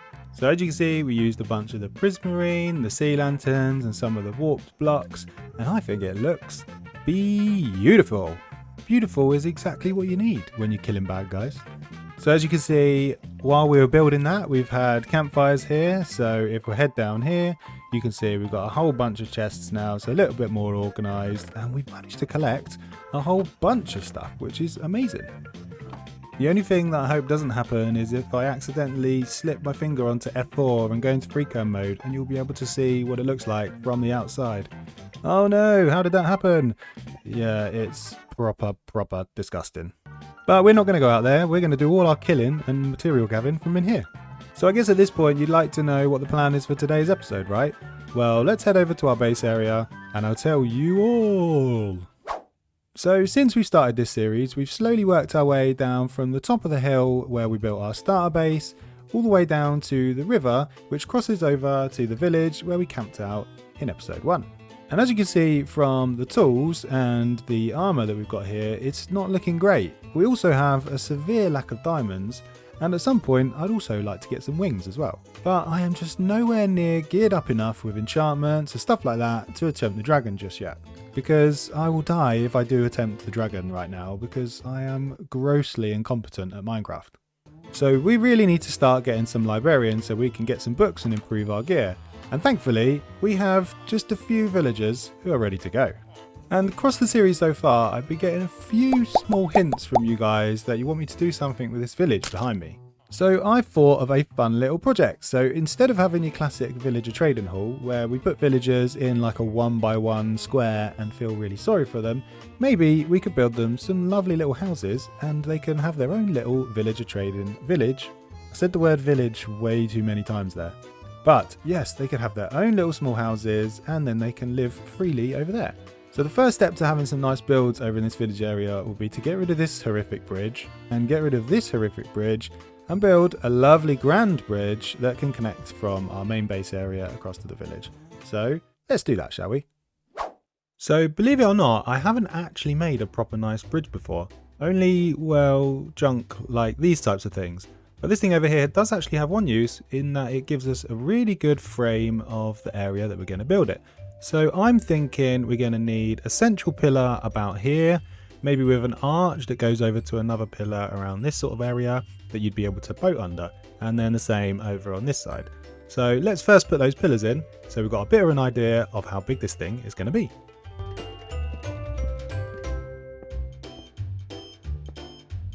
So for now, I'm just going to make this with plain stone and some spruce just to get the shape and the distances right, and I think that distance is looking about right at the minute. But what we do need to do is probably bring the grass out, because it looks like it's closer over this side, but that's just because this part of the dirt juts out from the coastline, and I think we're going to need to sort of shape this round a little bit over here. So let's do that.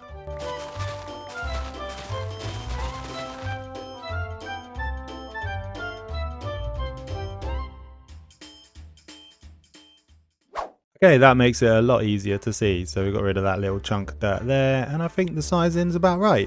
Next up, I think we need to try and get some arches between these pillars on both sides.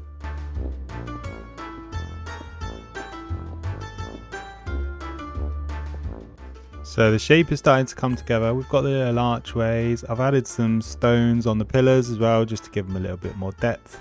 And I've also added some lower sort of pillar sections because we're going to have a stairway to get up to this sort of height to walk across on both ends.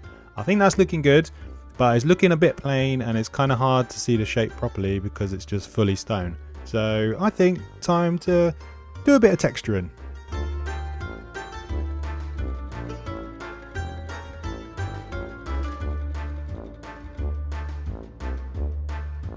Now I think that's looking much better. So towards the bottom we've got more mossy stones leading up to the more cleaner stone towards the top.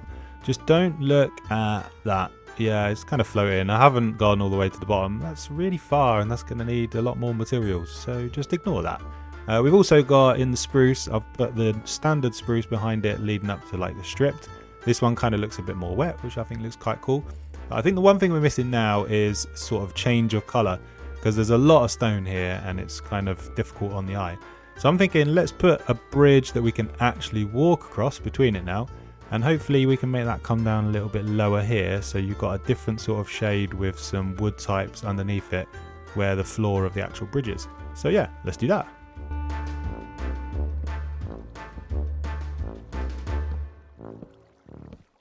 Now that is looking very nice indeed, and if you come over to the side here, you will see that we've also done it underneath, so kind of matched the arch from the stones, and I think that makes it look really cool. And we've also got some trapped friends, because I got rid of that manky old oak plank bridge and I haven't sorted out the water yet, so they can just stay there for now. Next thing we need to do is, I'm thinking we need to break this up with some sort of fences or some fence gates, something like that, and maybe a couple of lampposts, and then I think we're done.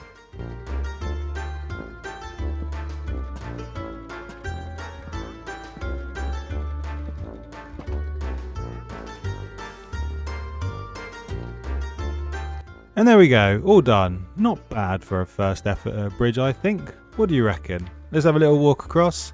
I think it's looking lovely with our little custom lampposts, and it goes really well with the whole area we've put together.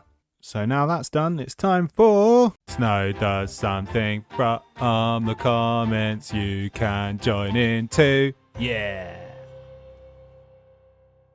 Which this week relates to our villager breeder tower. And if we head past the loudmouths down at the bottom and we head up to the top, you'll see that the nice tower we made right at the top here is looking pretty empty.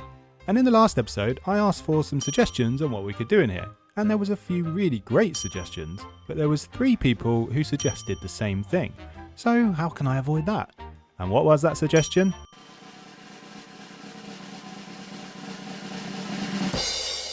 It was a potion room, suggested by Vanilla, Echo Sparkles, and Cheyenne. I'm so sorry if I've completely butchered your name, by the way. Let's see what we can come up with.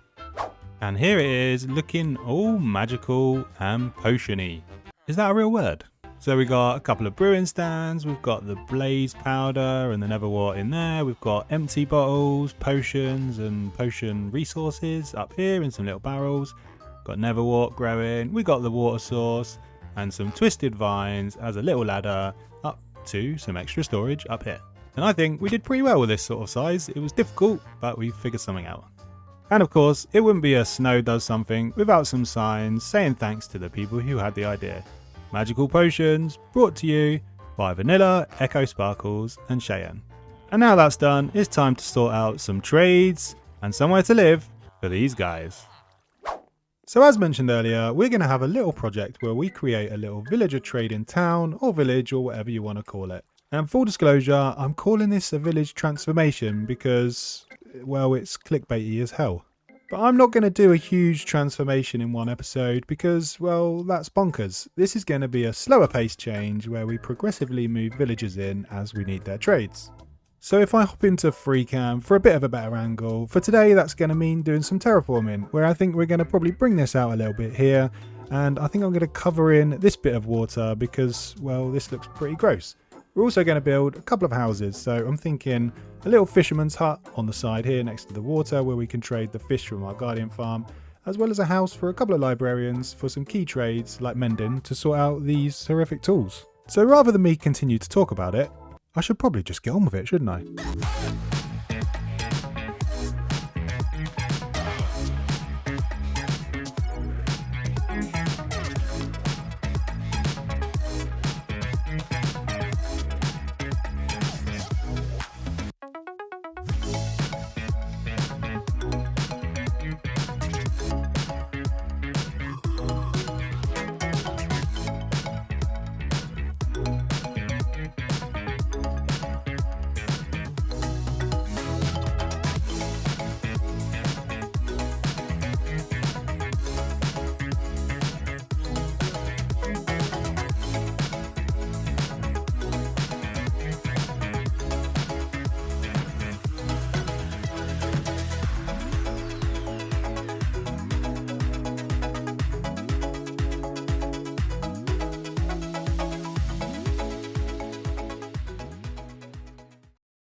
So here we are, we've cleared out some space and the first couple of houses are done. We've still got a bunch of exterior decorating to do, and I've been very horrible to that cow behind me, keeping the little cow mini island where I've left this dude stranded. But we have a little house over here which will home some librarians, and over here we have a little fisherman's hut with a little pier out the front to do some fishing. Even though they are very much trapped inside and cannot escape. And before I show you inside their new home, I just have to show you this because this is brilliant. So obviously we breed up the villagers inside our villager breeding tower, but we need to get them over the road to their new little village. So the process is, this button is filled with minecarts, and there's a button just over here which we'll press, and I'll show you that in a sec. We head down here and you can see the very disgusting handiwork I've done under here, but press the button. It activates the dispenser which has got all the minecarts in. That shoots round here. It will collect the villager, and they are standing on this block right here, which is that center point in the villager breeder tower where the water is. And then they're going to shoot all the way down here and make their way over to their island. So why don't we show you it in action? So yeah, press the button, and then if we watch, yeah, you'll hear the little bit of damage because they do go for a block. Ignore that. If we keep an eye over here, we should see them pop out in a sec. Hey, there you go. And then we'll head over, we can give them their trade, and then we can move them to whichever house they're going to live in their new little town. Which means we can also finally remove this monstrosity. And in here, we've got a couple of fishermen. You can see it's only slightly bigger than a trading hall, but it's better than a kick in the face. So basically, I've leveled these guys up with the string from the spider farm, and that gives you the raw cod trait. So that means we can head over to the guardian farm, grab a bunch of fish, and trade to get a whole bunch of emeralds. And with those emeralds, we'll be able to trade with these guys. So in here we got, don't let me in, let me in. We've got 3 librarians. And so far, yeah, we have some pretty rubbish trades which are not going to do the job for us. And what I really want is mending, unbreaking, and protection 4, which I reckon are the key enchantments that will get us on the way to beating that pesky dragon. So I'm going to crack on with rolling these trades, and I'll see you all on the next episode. Shouldn't take too long to get the good ones, right? Oh, hello. Fancy seeing you here. Welcome back to Hardcore. Where in the last episode, we started to tear down our neighbouring village and turn it into a little trading town. And at the end of the last episode, I needed to start rolling some trades, and I made, oh hi Jelly, a pretty bold prediction. Shouldn't take too long to get the good ones, right? Well, turns out I'm a complete donut, and that was a load of rubbish. I've since broken 540 lecterns. But as you can see, I did get a little bit carried away, and we now have a whole bunch of librarians ready to be locked away for a lifetime of misery at my expense. But that does mean that I now have all the trades I need to beef up all this gear that I've got. With the number 1 important trade, this guy with mending. So you know what that means. Well, it means trading for some books with our favourite villager, wasting a whole bunch of levels at an anvil, and smashing up some guardians to repair our stuff. Much better. 400 and something days without mending is just not acceptable. I even had to revert back to an iron shovel. Everything is back up to scratch. The only thing that's now not 100% is the bow, and that's because I use infinity on my bow, not mending. I'm not a monster. And back over at our villager area, whilst they do look like they're having a lovely time down here, I suppose they can't live in here forever. Which leads us on to the plan for today's episode, and it's a big one. Because I want to get all these guys moved up here into their own lovely little houses. And that's going to need a bit of planning. I think first we need a bit of a blank slate. So we're going to have to tear down all these OG villager houses. Cue insanely fast clip of smashing up some buildings.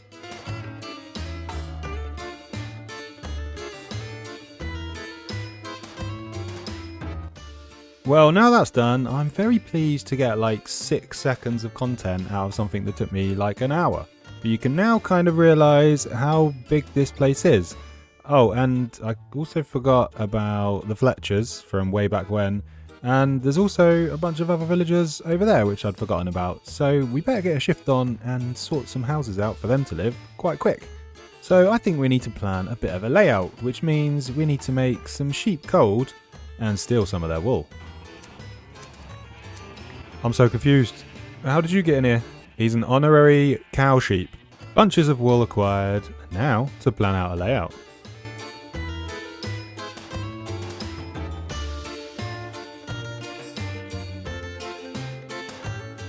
I guess this is the point at which we say trust the process, because it's looking kind of weird at the moment, but this gives you a bit of a vibe if you hop into free cam and go up high. So yeah, lots of different size buildings, different shapes, and these are just kind of rough outlines because we're going to have like towers and all sorts of other stuff for some of the builds. This bit of the dirt is really weird and thin and looks proper odd, so we're going to have to terraform this out a bit to make it look a bit better, and I guess we'll see where we end up. And now we'll start the process of gathering all the materials, and there's going to be quite a lot of them for this number of builds.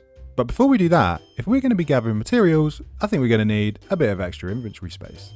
In the form of our first ever ender chest. Time to go and gather resources. Yay!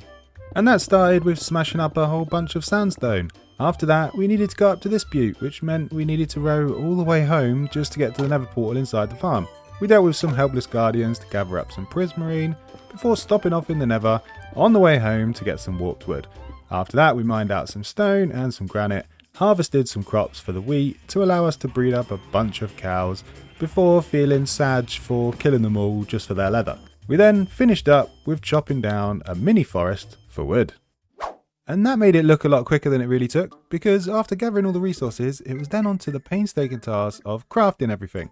But we now have a ton of stuff crafted up, and we've got 4 double chests of stuff up here, and down here we've got another chest full of stone and other bits and bobs, and we even managed to find use for this little room in here for some smelting. So now I just need to spend ages moving it all over to the village, so rather than me showing you that, let's just skip to me building the first couple of houses, shall we?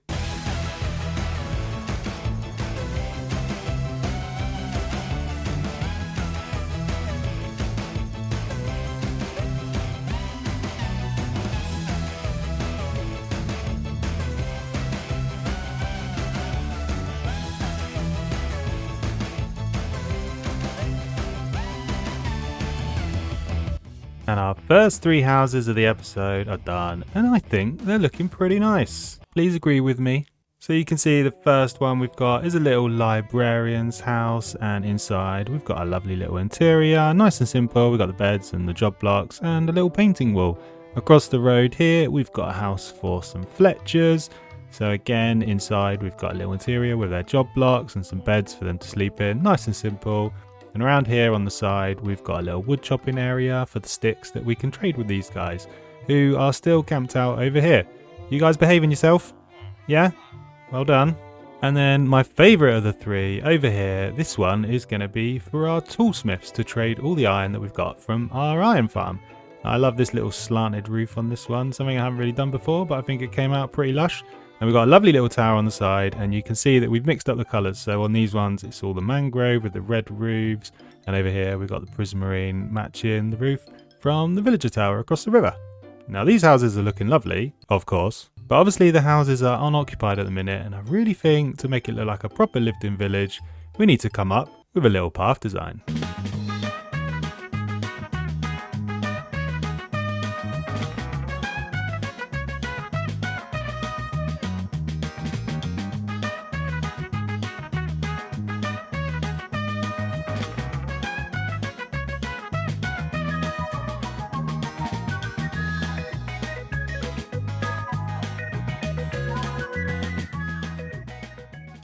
Oops, it seems some villagers were harmed in the making of that last bit. But anyway, the villagers were all moved into those 3 houses, and as you can see, we have decorated throughout. And all my days walking through here, do I love this place. It feels amazing walking through this little town, and I cannot wait to get it finished. And we've still got some work to do, as you can see. But before we carry on with getting this village sorted, I need to take a bit of a break from that. And if I take you over to this horrific chest monster over here, you'll see that we have a whole bunch of wool left over from the shapes of the buildings that we tore down. And that's given me a bit of an idea. So I think that we should do something that's a little bit in keeping with my middle name. Now, I wouldn't normally reveal something so personal, but in fact, my full name is Average Danger Snow. So what could we do with this wool? Well, we could make some beds. Now, obviously that is not filled with danger. Time for a trip to the Nether.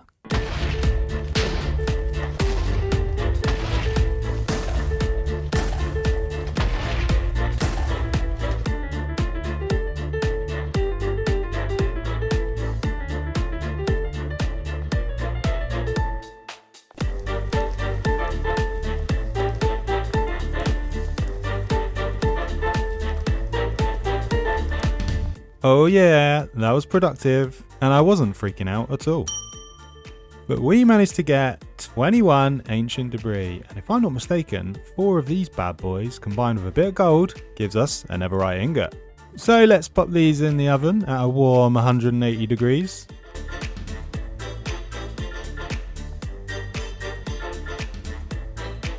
And then we'll grab a bit of gold. 5 netherite ingots. And let me know in the comments what you think I should have put this on, but I'm going to go for the full suite of armor so we can be protected for that dragon. I totally forgot about that and it made me jump out of my skin. And the other one, I think, our lovely old silk touch pick. Oh yeah, looking good in that shiny purple clubber. And after a little sleep, heading past our 2 jellies now back over to the village. Time for a spot of building, methinks.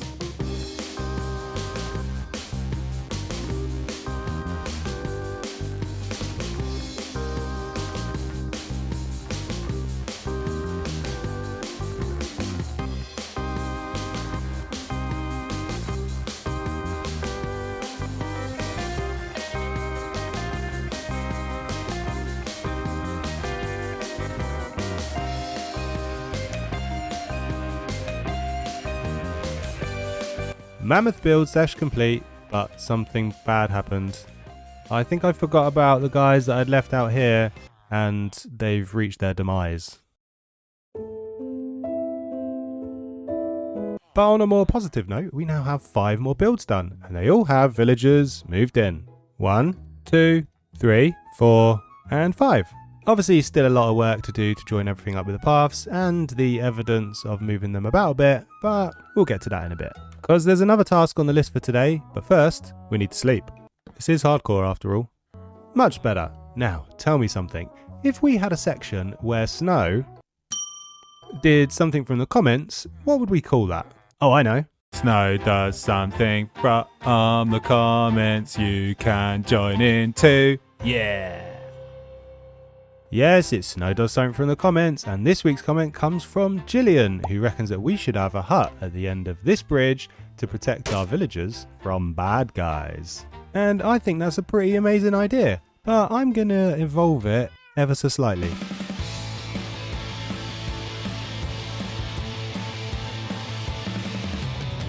Looking good, I reckon, but obviously there's no villager here to guard the bridge. I have another plan.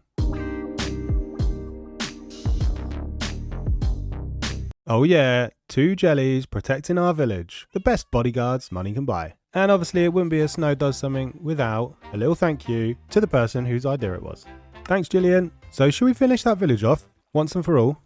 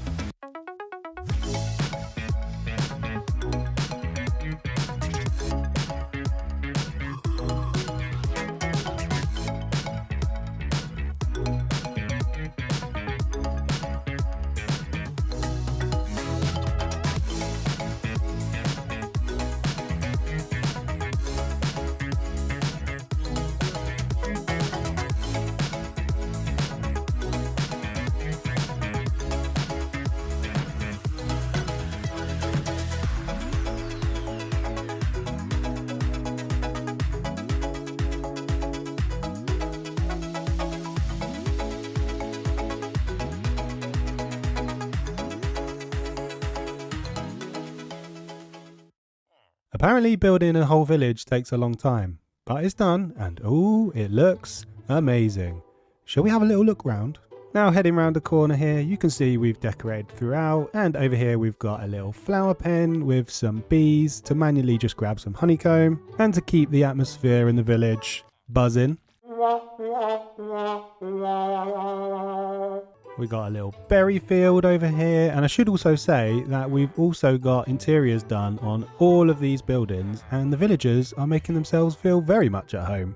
Although annoyingly, some of them have attached to beds in different houses because, well, they're numpties. Over here we've got a lovely little wheat field, and swinging round the corner just around here you can see the final build that we made in that last little clip, a lovely little farmhouse with big fields out the front for all of our crops. Oh, and a special guest. And over here you can see we've got a load of little trees bordering the edge of the village with some little custom trees over here. And thank goodness for acacia trees, which look lush without me having to build a bunch of custom trees. He's not impressed with my lack of custom trees. And if I free cam quickly, you can see the size of this project. It has taken an absolute age for me to do it. It's taken a really long time, but I am so happy with it. I think it looks amazing. Let me know what you reckon in the comments. Now, if we have a village that looks as good as this, I think the time has finally come to do one more thing. And that is to finally remove this horrifically disgusting cobblestone bridge.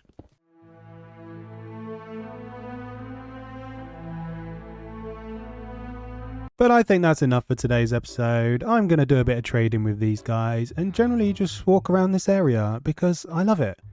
Hello, welcome back to the next hardcore episode, and we are already at episode 8. And today we have absolutely massive plans. This might be the end of the series today because we have something very big happening at the end of the episode. Yes, enough of the absolutely hilarious wordplay. Today we are finally going to head off and fight the dragon. And if we're going to be heading off to the end, then we're also going to need a creeper farm for some gunpowder. So we're also going to make one of those. Now, I know most of you are probably thinking, oh, the dragon's not even that hard. But the thing is, I've never fought the dragon in hardcore, which kind of makes sense seeing as this was the first time I played hardcore. And whilst I do have experience of fighting the dragon, that experience is not filled with great success. So that's why in the last episode we got ourselves some shiny purple netherite and also transformed this village over this side of the river into a beautiful trading town with all the villagers we need for gearing up our tools and armor trapped inside these houses. They are not here against their will, okay? So the first job is to head off and do a spot of book shopping. Guys, what happened to you?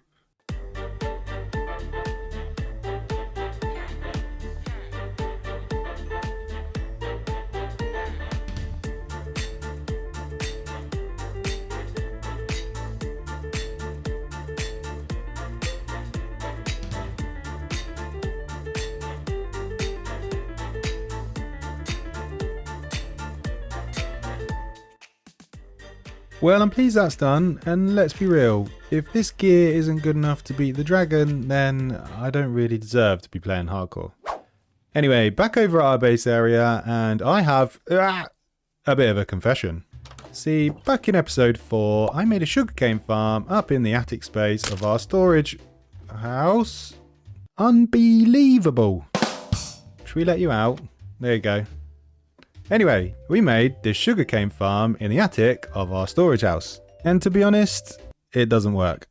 Now, in the whole 642 days of this world, it's managed to accumulate 12 sugarcane because they just don't fall into the hoppers. So we're going to need to improve that, and like I said at the start of the episode, we really need a gunpowder farm because I've only got 45 gunpowder, and that isn't going to last us very long if we do manage to defeat that big bad dragon and get some wings.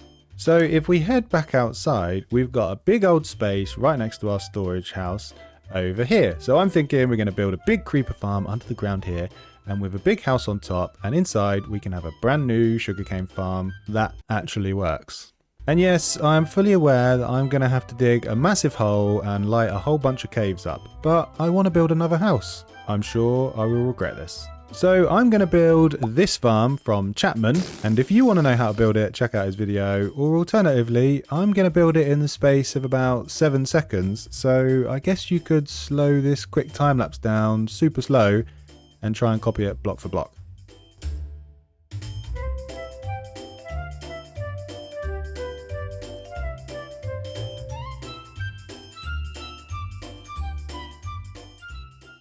I kinda wish that I'd had a beacon for that. Oh, that's cursed. Don't stop holding shifts, no. But we now have 4 layers of creeper farm sorted, and to make it work, we're gonna have to go about 120 blocks up that way for it to start spawning bad guys. So we're gonna go with some temporary scaffolding. This is fun. Hey, we've reached the top, and while we're up here, I'm going to quickly go into FreeCam and just check whether this thing is actually spawning creepers. Here we go. Ooh, that was weird. The moment of truth. Let's dive all the way right down. Oh, there's one. Let's see if we get any more. Ah, there we go. That's better. Nice. Here we go. Here they come. I'm sure if I lit up a whole bunch of these other caves around here, it would probably increase the rates, but I'm quite happy with that. Now, obviously, I'm going to have to make a slightly more permanent and safer AFK area than that, but at least for now, we know we're going to have a really good supply of gunpowder. So now it's time to fill in this gigantic hole and get to work making a sugarcane farm, preferably one that actually works.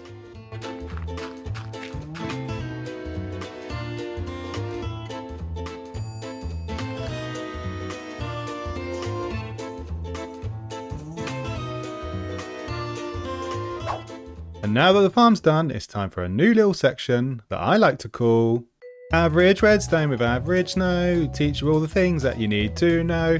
Yep, so basically I am very much not a redstoner, but we all need a bit of redstone from time to time, so I'm going to attempt to explain to you how the redstone in this farm works. Most likely, incorrectly.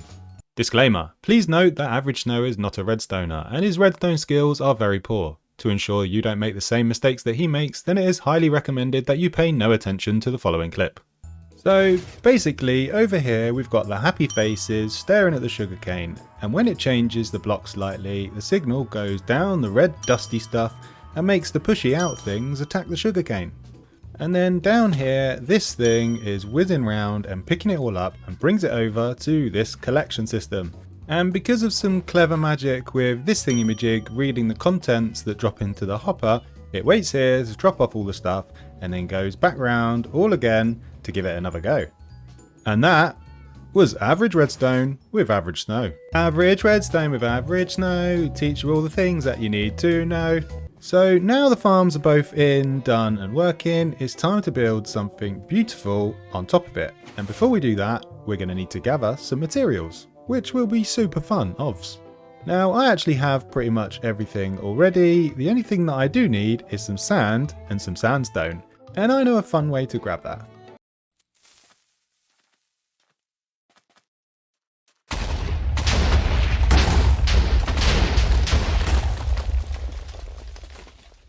Time to build.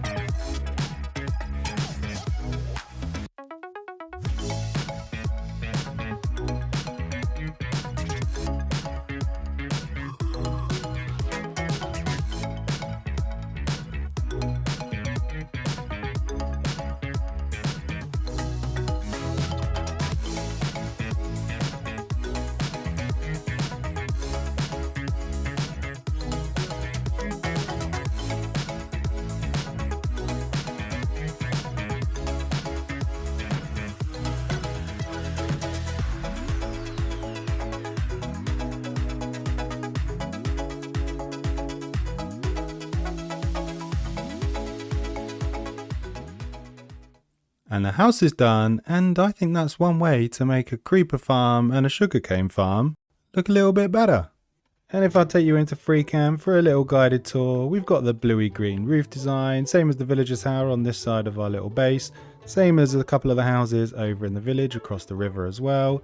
We've got not one, not two, but 3 chimneys. We've got a couple of little dormer windows in the roof, and we've got a lovely little overhang that takes you through to the front door. And we've also finally joined the path up across to the bridge, so the whole area, all the way from our starter base, all the way right down across to the village, is all finally joined up. Oh yeah, and we've got these guys who are being really horrible to our fishermen. And if I take you down that path all the way down to the front door, I'll show you the interior, which, yeah, it's not done yet, because I'm saving this interior for Snow does something from the comments you can join in too. Yeah. Yes, it's the world-renowned, super not annoying theme song that my kids sing around the house all the time. Snow does something from the comments. And let me know in the comments, have you sung this song to yourself in real life? If you have, sorry, not sorry. And this week it comes from Dan, who suggested that it's time to have a bit of a map room to show off our base area. And you know what? I like the sound of that. So, I made one. And as you can see, we've got a lovely little map room interior here. If I take you up to the top here, we've got a lovely little bedroom at the top. We've also got the pillager. Yeah, I dealt with him. And here is the map of the area. And it actually kind of makes it look really small. I needed 4 maps to fit the whole area right from the starter base all the way down to the end of the village. But it does show all this space that we've got around our base area that we can expand into over time. And of course, it wouldn't be an SDS FTC without a sign, the great Dan Map Room. Thanks, Dan. So now that's done, I don't think I can procrastinate anymore. It's time to fight the dragon. And there is actually a final bit of prep that we need to do before we can fight the dragon. So maybe we can actually procrastinate a little bit more. Now I want to make this as risk-free as possible, which means we need a few things. And we obviously now have our super duper Neverite gear. And thanks to the many jellies that we now have guarding the bridge over to the village, one of them brought me a phantom membrane in the night, so we can make a few slow falling potions. Hi guys, don't mind me.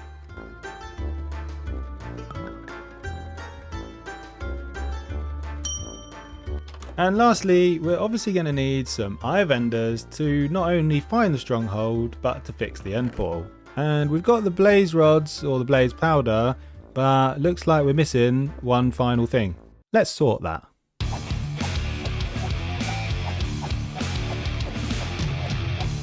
And now that's done, we can make all of the Eye of Enders that we need. Let's go find that stronghold. Alrighty, let's throw this first one and see where it goes. Seems we're going in that direction. You're really going to make me climb up there and grab you?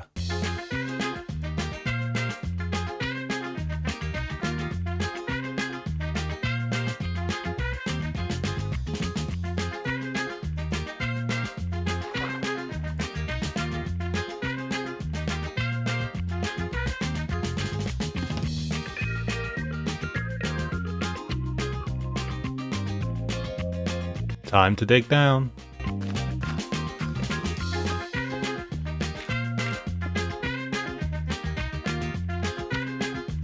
Oh, there it is. We found it. Oh, we're going straight into the library. I need to focus, but it's going to take everything I've got not to try and get all these bookshelves for decorations. Let's go find that portal room.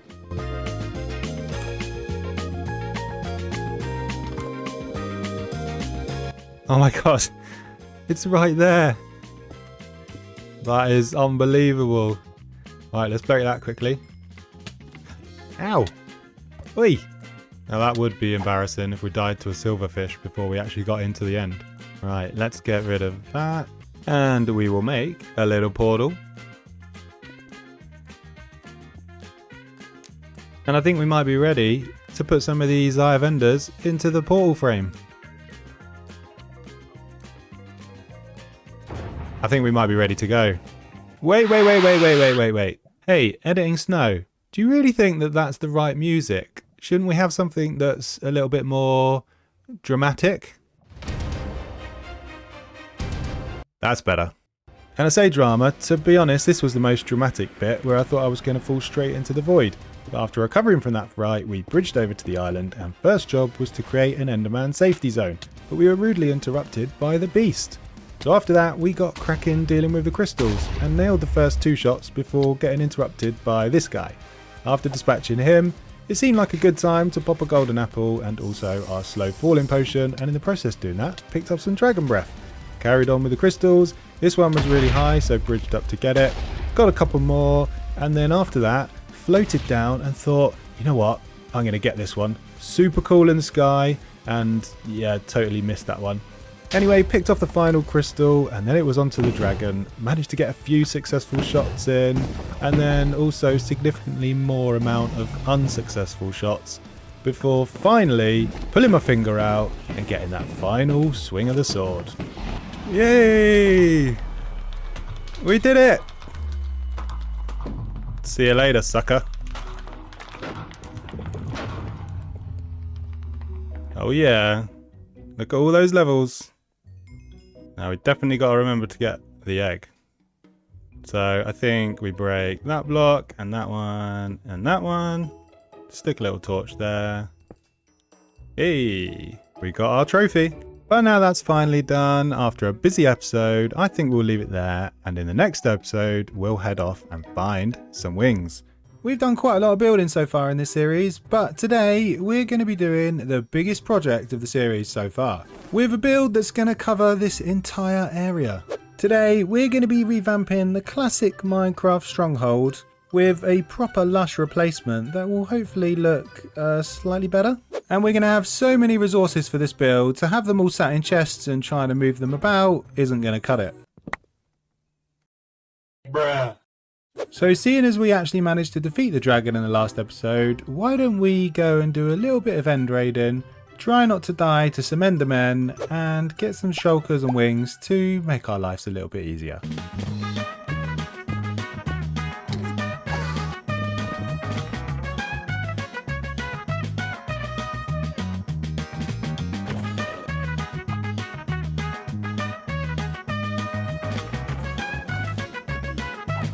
Some pretty average loot from the first city, not really anything to write home about. Shall we go find another one? But I forgot to bring rockets, didn't I? So even though we got wings, we're gonna have to walk. Oh, let's go! That was actually pretty close. And it's even on the same island as the last one, so no scary bridging across the scary void. What? There's one here, and there's one literally right there. I guess it would be rude not to do both, wouldn't it, mate? Yeah? Yeah, I think so. You're not very nice to look at up close. That's better. So that's 3 end cities raided. Time to aimlessly walk around and try and find one of those portal things, I guess. That was rude. This is when actually remembering to bring some rockets would have come in use. Well, numpty. There's one. There's 2. That's weird. Time to go home because the end sucks. Ah, that's better. Home sweet home. And we got some pretty nice loot, like this stuff, and also some pretty pants loot, like this stuff. But most importantly are these shulker shells, and these wings, and these backup wings, and also these backup wings. So we'll grab one of these, and if we pop outside and check the farms that we made, thank you, and we can craft up some of these bad boys. And that means after 9 episodes, we can finally fly about, ouch, and fly up really high, and we can look at our base area from up here. Pretty nice if you ask me. And I guess we should probably enchant these wings, because I'm not in the business of falling to my death just yet. And I guess now it's time to head off and dig out some blocks at the stronghold. I think I need to sort this monstrosity out at some point. So we're over here at the stronghold, and for this build we're going to need to dig out a massive cube all around the portal frame, which needs to be a blooming huge 61 by 61 by 22. Best get mine in, I suppose.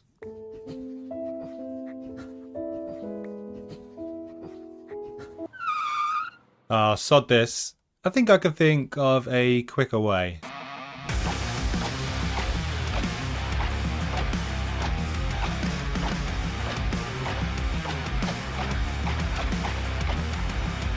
I have to admit, I thought that might take about a gazillion hours, but actually if we look at the stats, 63 wither skeletons is not too bad for 3 skulls. And at least I didn't nearly die to a bunch of zombie kids. Oh my god, you're so annoying! So now it's time to try and kill one of those rascal wither guys so we can get ourselves a shiny beacon thingy. And I'm a massive wimp, so we're going to do this the easy-ish way. We're down in Deep Slate and we're going to place these skulls and run in that direction until we're feeling brave enough to try and attack it. Wish me luck. That's scary. We have to wait till he's not blue anymore, I think. Let's go. Let's kill this little guy. Hopefully this is quite easy and we make short work of it. So far so good. Ooh, diamonds down there. Too close. Alright, now I think we need to sword this guy. Geronimo! Die! See you later, sucker. Hey! Look at that bad boy. Ooh, and a head as well. Nice. So let's collect our Nether Star, which is what we came for, and also some extra prizes of some diamonds. We absolutely nailed that. And back at the house we can now grab a few stacks of iron and then a bit of glass and some obsidian, which I think we've got. Yep, we do. 3 obsidian, and we can make ourselves our first beacon. And back at the stronghold, I think I'm right in saying that we need 9 by 9. And I suppose we need to dig a big hole in that direction.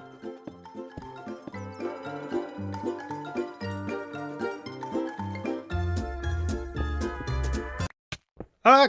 Gravel! Oh no! Ah!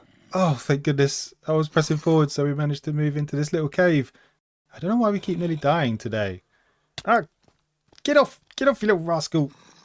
Oh, where'd he go? Oh, did he fall down the hole? What a loser.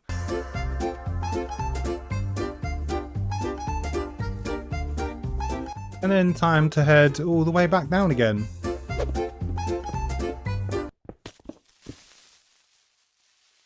Oh my days. And then hopefully we can just place this bad boy and pop one of these in here. And then we can get ourselves Haste 2. Should we finally get to work digging out that massive hole then? And to begin with, I thought it made sense digging out the bottom first before changing my mind and working from the top down. And all I got done in a whole 5 hours was these bits, which to be honest isn't really working for me. So I think we should try a slightly different approach. Not quite as productive as I'd hoped. So in the end, I just had to face up to the fact that I'd started a blooming huge project, of which phase 1 is now done. And do you know how long it took? Yeah, only 16 hours, nothing major. And I have to say, after all that, I pretty much hate Deep Slate right now. That feels better. And we definitely didn't get enough shulkers, so we're definitely going to need some more of them later, because all of these chests and shulker boxes are full to the brim with materials. So we've got all these stony bits over here. We've got a bunch of ores that we got. 55 diamonds, thank you very much. As well as a whole bunch of Deep Slate, and more Deep Slate, and more Deep Slate, and more Deep Slate, and more Deep Slate. But I suppose now at least we can start getting around to actually building the thing. And I think the first thing that we should start with is some outer walls, so we can have something that looks a little bit better than this. So that looks like a good shape for me. Let's build them up.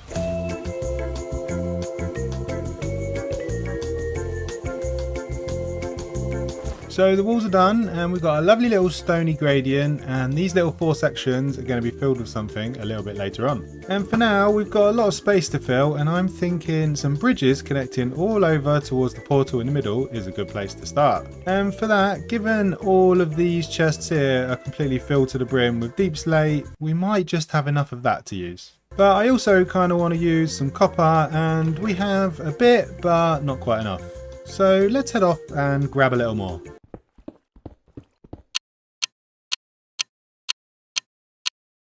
Time to build some bridges, I guess.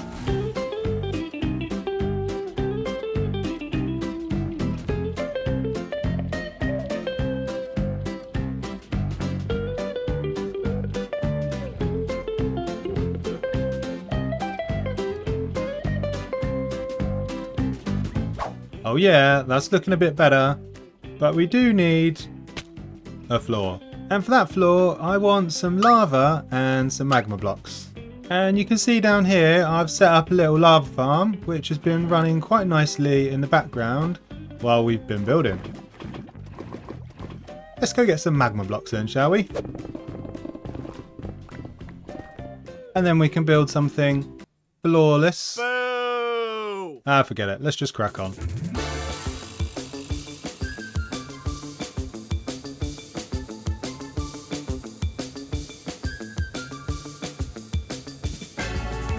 And with a scary floor that has lava, smoke and fire all done, I guess we should probably add a roof to this thing. Which is now done and looking very lush, and was a nightmare to build, to be honest. And the final thing that we need to do to finish this all off is these 4 corners. And the first one is a giant portal, a little library, a gorgeous little custom geode. And for the final one, if we're not really sure what to put there, what do you think that we should do? Oh, I know. Snow does something from the comments you can join in too. Yeah. Yes, of course, it Snow does something. We couldn't go an episode without it, could we? And this one comes from Bravo Tango, who suggested a little dragon egg display. And I think that would go perfect behind us. So that's what we've done, but obviously it's missing something quite important for a dragon egg stand, which I think is in here. Beautiful. And obviously we have to thank the person whose idea it was. Thanks, Bravo Tango. And with that, I think our giant portal room is now finally done. But we should probably break that as well. And you know what? This has been a grind, but I am so happy with how this has come out, and I'd love to know in the comments what you think too. And next, we need to find a way to get all of these resources home, because to be honest, I don't have anywhere near enough shulkers. Back to the end, I guess, to grab some more before we finish off. Safety first. Oh. How does this sort of thing always happen to me? Little monkeys. Oi! Oi! Oi! Don't. Go away. Oh god! My wings! No! Ah! Quick! Fly! Oh god!